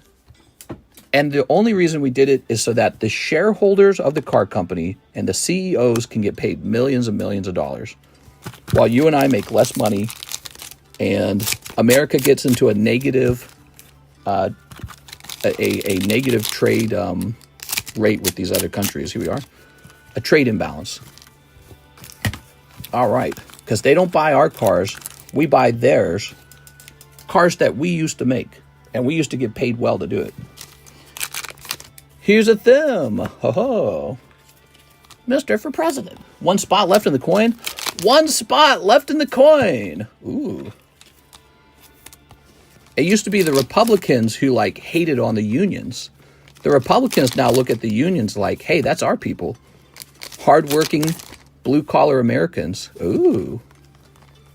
Who don't want to have their lives destroyed by rich bourgeoisie, fart-sniffing, college degree-holding CEOs who don't live anywhere near the common man in America. They live in, gated communities or something on the beach in California.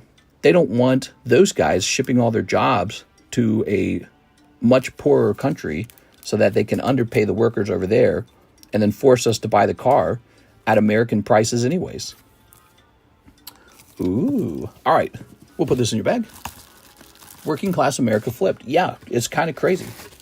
The Democrat Party kind of became the party of the elites, like the college guys, the wealthy, Mark Cuban.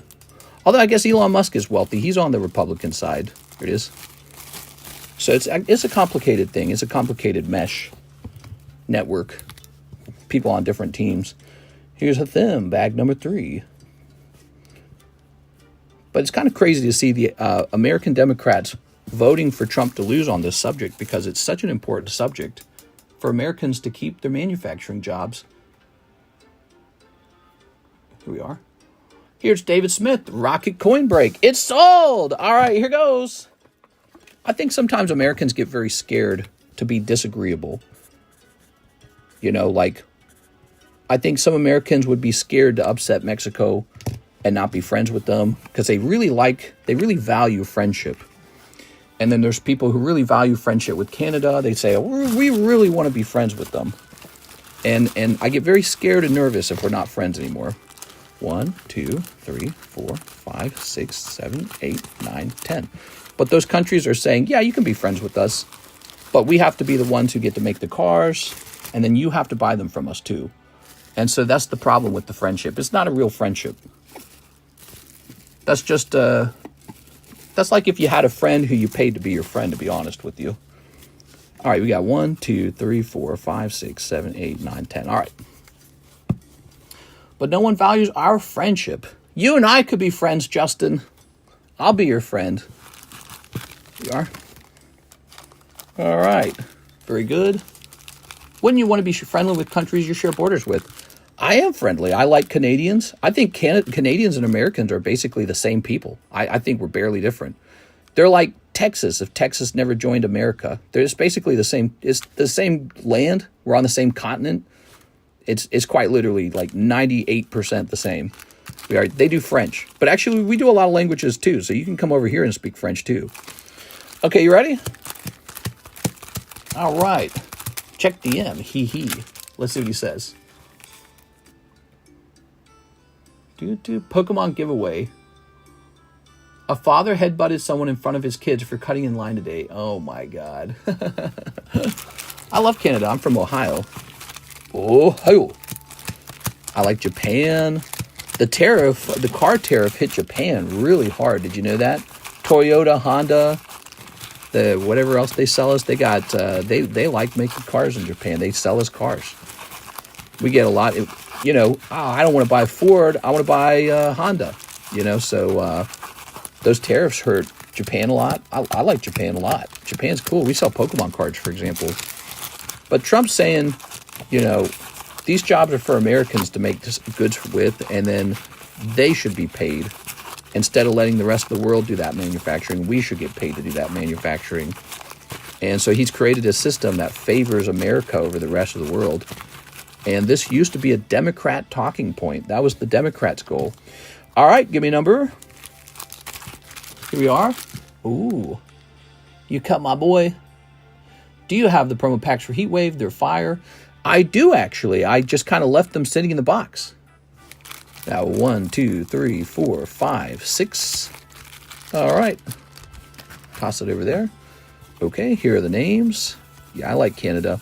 I like Australia. I like Japan. I really like the UK.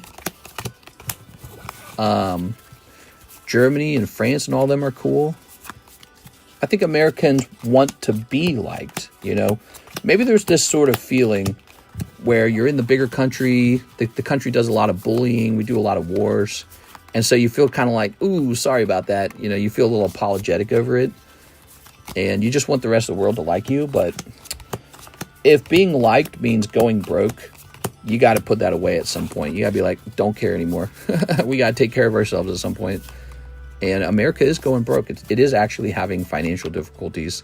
And so that's where we're at, that's where we're at. We're at this point where it's like, we can be friends again, but we got to take care of our finances first. All right. Give me a number. There's going to be some fights today with Journey Together. They ask us to fight their wars for them too. Yeah, exactly. America kind of does this thing where, because we have a really big army that we spent a ton of money on. Brandon says 5. 1, 2, 3, 4, 5. Because we have this giant army, places like Russia, Canada, Iran, they kind of fear us. They don't do as much as they probably would have. They would if just they weren't a little nervous about the outcome of what would happen from America. I don't think they're scared of Europe that much. Here's Joseph. If you think about it, Putin invaded anyways, but he did that under Biden right after we lost in Afghanistan. So he said America's weak. And so what do? He immediately invaded. JM. If anything, it highlights the importance of military investment. Here's Travis Nova. That's why I was saying when it occurred, I said the Democrats were wrong. Military is very important. If you don't have one, a guy with the big military comes and takes all your stuff. Here's Andrew. Marco. All right, Marco. No luck, Marco. David Smith. Sorry, David. Come on. David Smith. He had 2 spots in here. And that was what mattered. Woo! All right, David. David's in a very good mood now. David Smith taking the rocket coin. Oops, here's Arturo Perez. There you go, that's Arturo's. NHCC. And boom, Marco Arboleto. When that war broke out in Ukraine, I said, this is the proof that you are not allowed to cut back on your military and do the, okay, we don't need military. Let's spend all our money on other things like healthcare. Healthcare is good. It's morally good. Well, maybe Ukraine did that. Maybe Ukraine could have spent more of its social money on guns, and then Putin couldn't have invaded because they had too many guns, too many missiles. So it shows you have, clearly Ukraine did not have enough to deter Russia. You have to have lots of guns. And it's this sort of sorry state of the world. It's just the nature of it. And so the United States spends a lot of money on its military and military technology and says we have military superiority.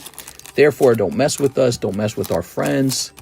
And so the world has some peace, probably just because of that.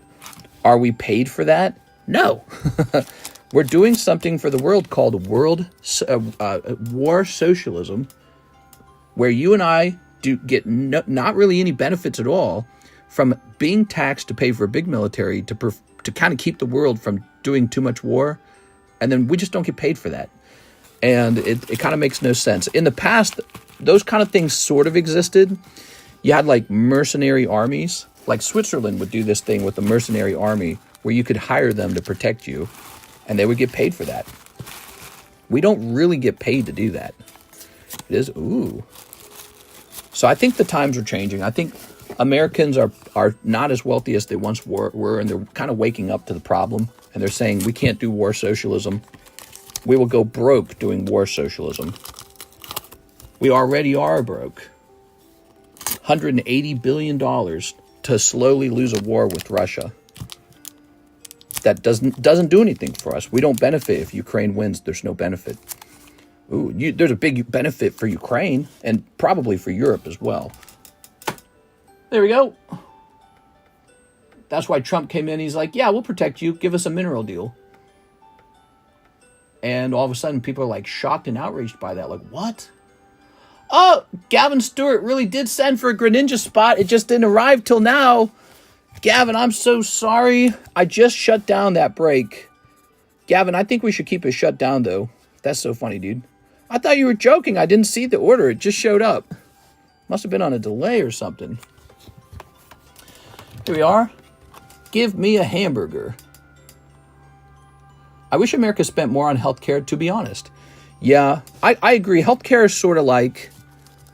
It's this really weird product because it's both a luxury and a necessity, you know? Like this. Like, do you really have a right to force someone else to go to work to pay for your medicine? Not really. That's not really how it works. Like, that doesn't work that way in nature. Show me in nature where one lion is forced to go hunt for another lion because he's feeling sick. It doesn't exist. We just sort of made it up and said, well, you have to because it's a human right. But then at the same time, you're always going to vote for it because, well, it's either vote for the free health care or die because you couldn't afford your health care. So it's like this really tricky product that's in both camps. To some degree, it's like you have to have it. Your grandma's 82 years old and she needs $100,000 a year cancer treatment. So you can't afford that. Hey, I got an idea. Let's make all these 20-year-olds pay for it. They can't buy a home. They can't buy their college education. They can't buy a car. They can't afford a kid. But this guy's 80-year-old grandma needs $100,000 a year cancer treatment. So you better go take all their money. You better go, what do they call it? Garnish all their wages, aka Medicaid, Medicare, Social Security. So that's what we're doing, and it's like we're kind of bumping around. It sort of works. That system only works as long as for each grandma, there's like 10 kids beneath her, right? If they're just garnishing the wages a little bit, each grandma and each grandpa needs like 5 kids each to afford their $100,000 a year cancer treatment when they turn 80. That's the only way that system works. So how many of you guys are having 5 kids each? You probably need like 10 kids, because it's you and your wife. So you need, just to have a little bit of taxes, garnishing the wages in the form of Social Security, Medicaid, Medicare, you need to be able to garnish lots of people at a low rate, or you need to bring that rate up to like 50% if everyone's not having 5 to 10 kids. See the problem? And so what are you going to have, like infinite growth in your population? That's not possible. It's not sustainable. You can't have that. It doesn't work. It's not sustainable. Everyone can't have 5 to 10 kids. You'll have out of control population growth. And that'll taper itself off automatically, because all of a sudden the houses will be too expensive. Everything will go up in price as demand goes up, as the population explodes. And so, we have this problem where people can't afford kids. They're not having kids, but they still got to pay for grandma and grandpa. Almost the entire U.S. budget is just these 3 things: Social Security, healthcare, Medicaid, Medicare, right? That's it. It's just those 3 things. The military is only about 16% of the entire federal budget, which is a lot compared to other countries. Most countries are doing like 1 to 5%. We do 16. So we do way more than they do. But we don't do that much compared to what we spend on Social Security, Medicaid, and Medicare. A lot of young people don't know these stats. You got to look these stats up. And so, it's like people want to reduce the military spending even more and put more into the healthcare. They're nervous about the healthcare. Healthcare is out of control. But at the same time, you have this existential threat like Putin. And he's like, yeah, go ahead, spend on your healthcare. I'm taking Ukraine. It's mine now. So it's this difficult thing, to balance. What's the right amount of military spending? It's hard to know the exact right amount. Here's David Capistran, 5 hot wind. You got it, David Capistran. Where in the animal kingdom do you buy a house and rent out? Well, I mean, if you're a lion pride, you got something called a territory, right? And so you actually have to fight to keep the other lions from taking that territory. And you probably have like a den or a cave or something like that. And the rent is you killing whoever tries to take it from you. So yes, it does exist. That's the rent. The rent is you have to keep it by fighting for it. In a civilized society, you fight for your home by going to work. You do a sort of like a labor or skill. This gives you the money to say that home's mine. So yes, it's still a competition. You compete to have a home. The labor and all that, it's a type of competition. No, everyone doesn't get to have good income. Everyone doesn't get to have a nice car and a nice home by the water. Everyone doesn't get to have a home, period. You might have to rent your whole life. So it is a competition, just like the lions have a competition for territory. And so it does happen in nature. But what generally doesn't happen in nature is one lion's 80 years old and sick. So all the young lions over there have to go pay for that old lion's medicine. Like, it just doesn't happen. It's this, we've escaped nature.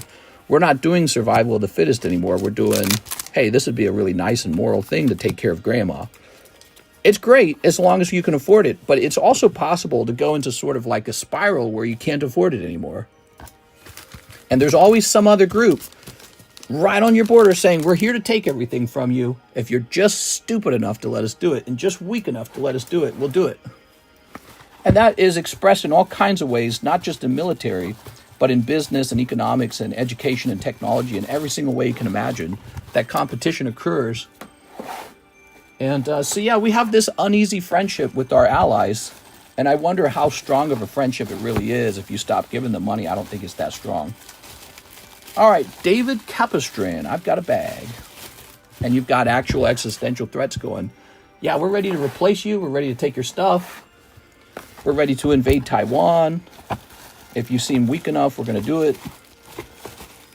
We're ready to invade Ukraine. If you seem weak enough, we're going to do it.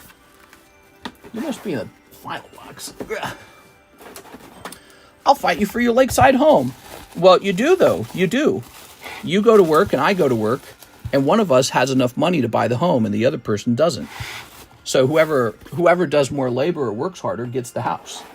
So you do. You compete with me for the home when you place a bid on the home. You compete with me for the cards when you place a bid on the cards. It's a competition because everyone doesn't get to have the limited resource. So it is a competition. And hopefully you guys and myself are the winners. Because we're over here being aware of that competition. We're over here talking about it, saying, hey, I'm going to go to work. I'm going to work my ass off, and I'm going to have good cards, right? So having that mindset already puts you ahead of a lot of people. Because a lot of people are just sort of floating around. They're not thinking about it very hard. But yeah, it's a sort of game, and you're playing the game, and some people win the game, and some people don't do very well in the game. And you're working on it. So you have a bag, David. I didn't see it. I created a new bag, okay? We have Thomas Young, Hololive Summer. 5 packs, please. You got it. Mr. Thomas. Ooh.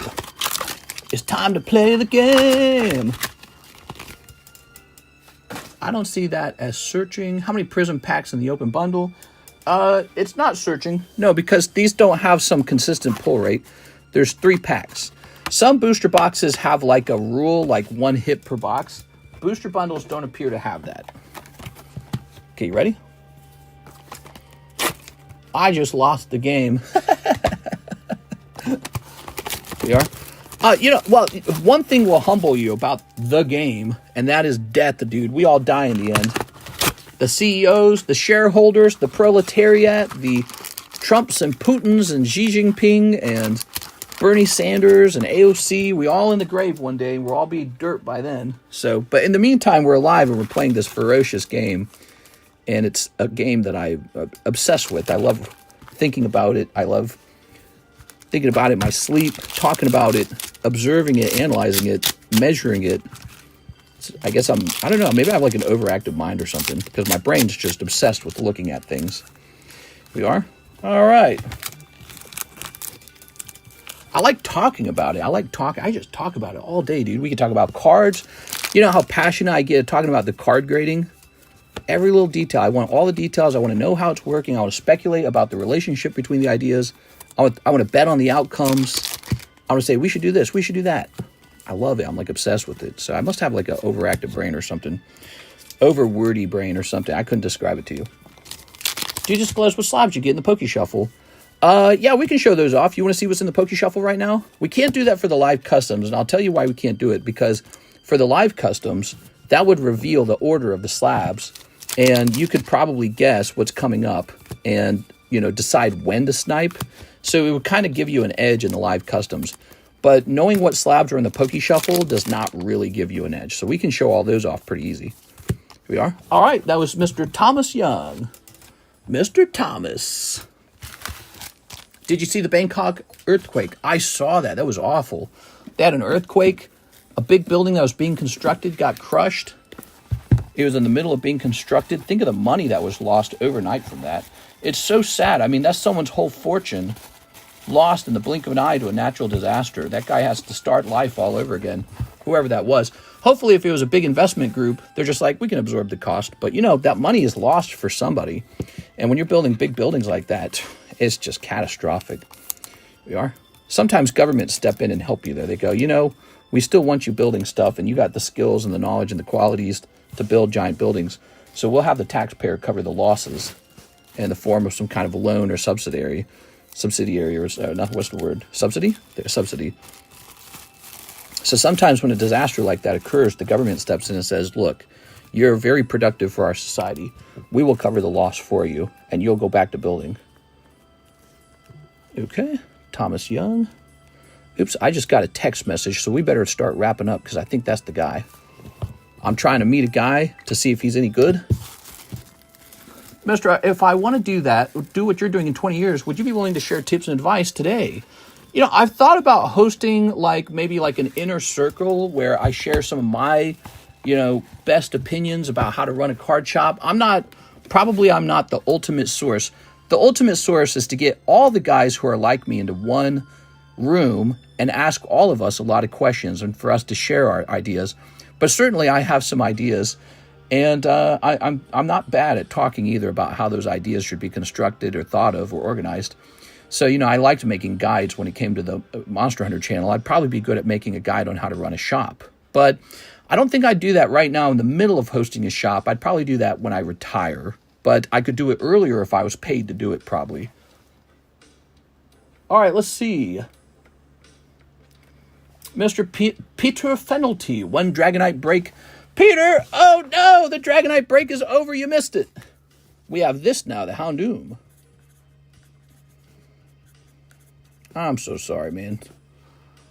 By the way, I just want to say I really appreciate all the hard work that the moderators put into updating the break channels, especially Tammy. She puts in a lot of hard work.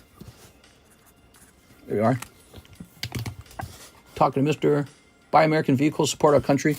Yeah, right. So there's going to be a lot of that going on. That's what all this conversation was triggered when someone said, do you think the tariffs will hurt? And I was sharing my perspective that, yeah, everyone's going to get all trade war. James Gower. What was James Gower? I don't remember. He's got a card over here. That's not right. Colton Pinder. Can we see the Poke Shuffle slabs if you get a moment? Yeah, let's go grab those. Prepare to be amazed. All right, Poke Shuffle. Now remember, the Poke Shuffles always contain some live custom pulls. One card is 5 live customs. So here's Parasect, Venusaur, this Dusclops, Infernape, Anorith. That's really nice Alone Executor 10.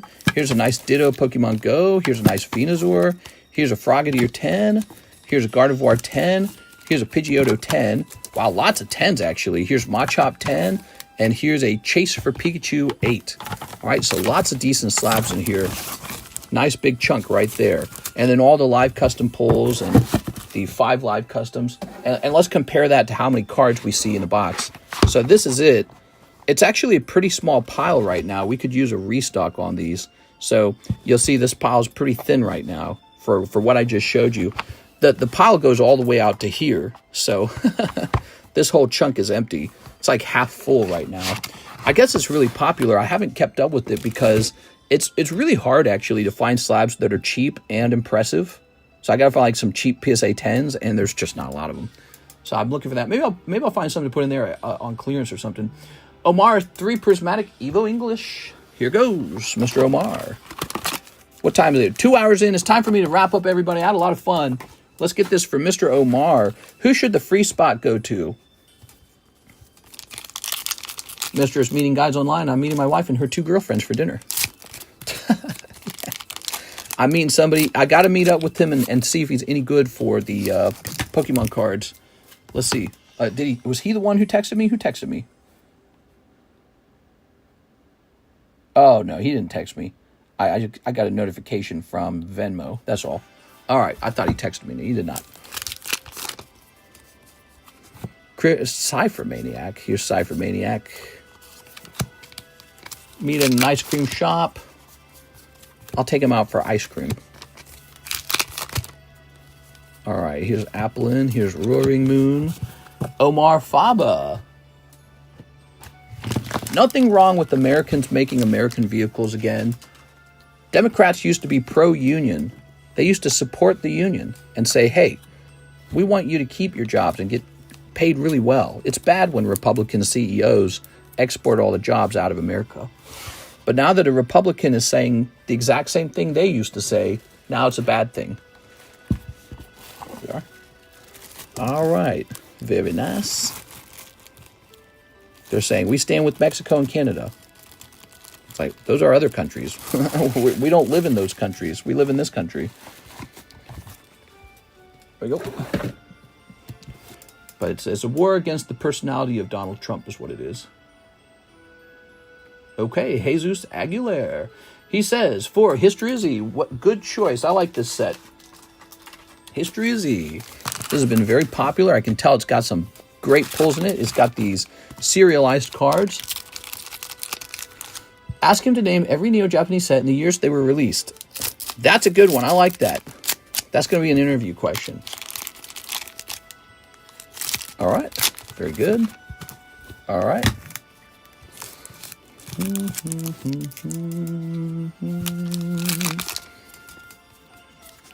Here's Justice Impact. Nice. Looks so cool, man. Ask the guy to show you his collection. Don't forget their favorite Pokemon. Ask him why he wants his job and what his dreams and aspirations are. Yes. He has to say the name in Japanese.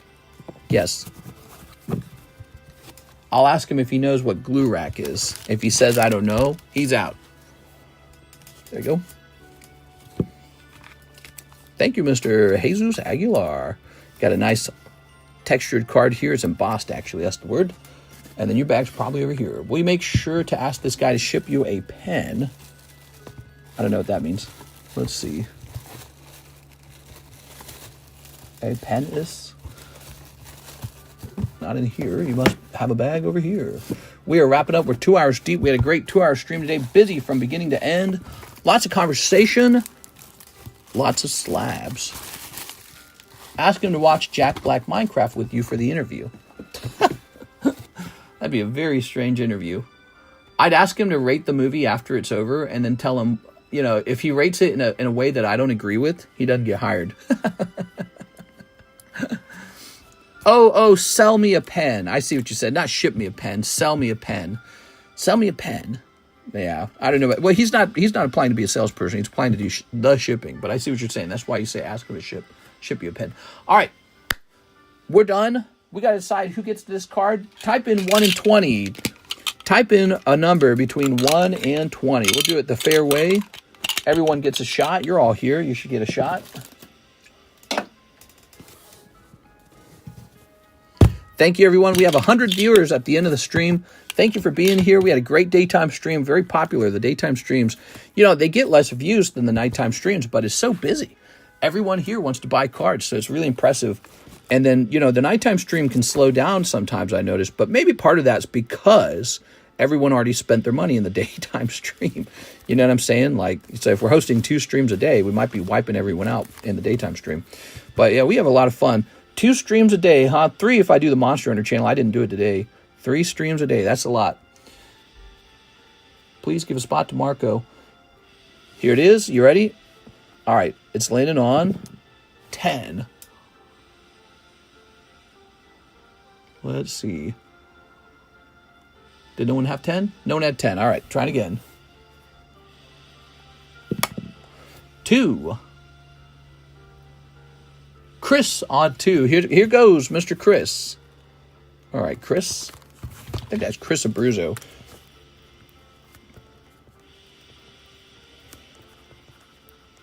I think the box break is almost over, and we should let everyone have a shot to get in there.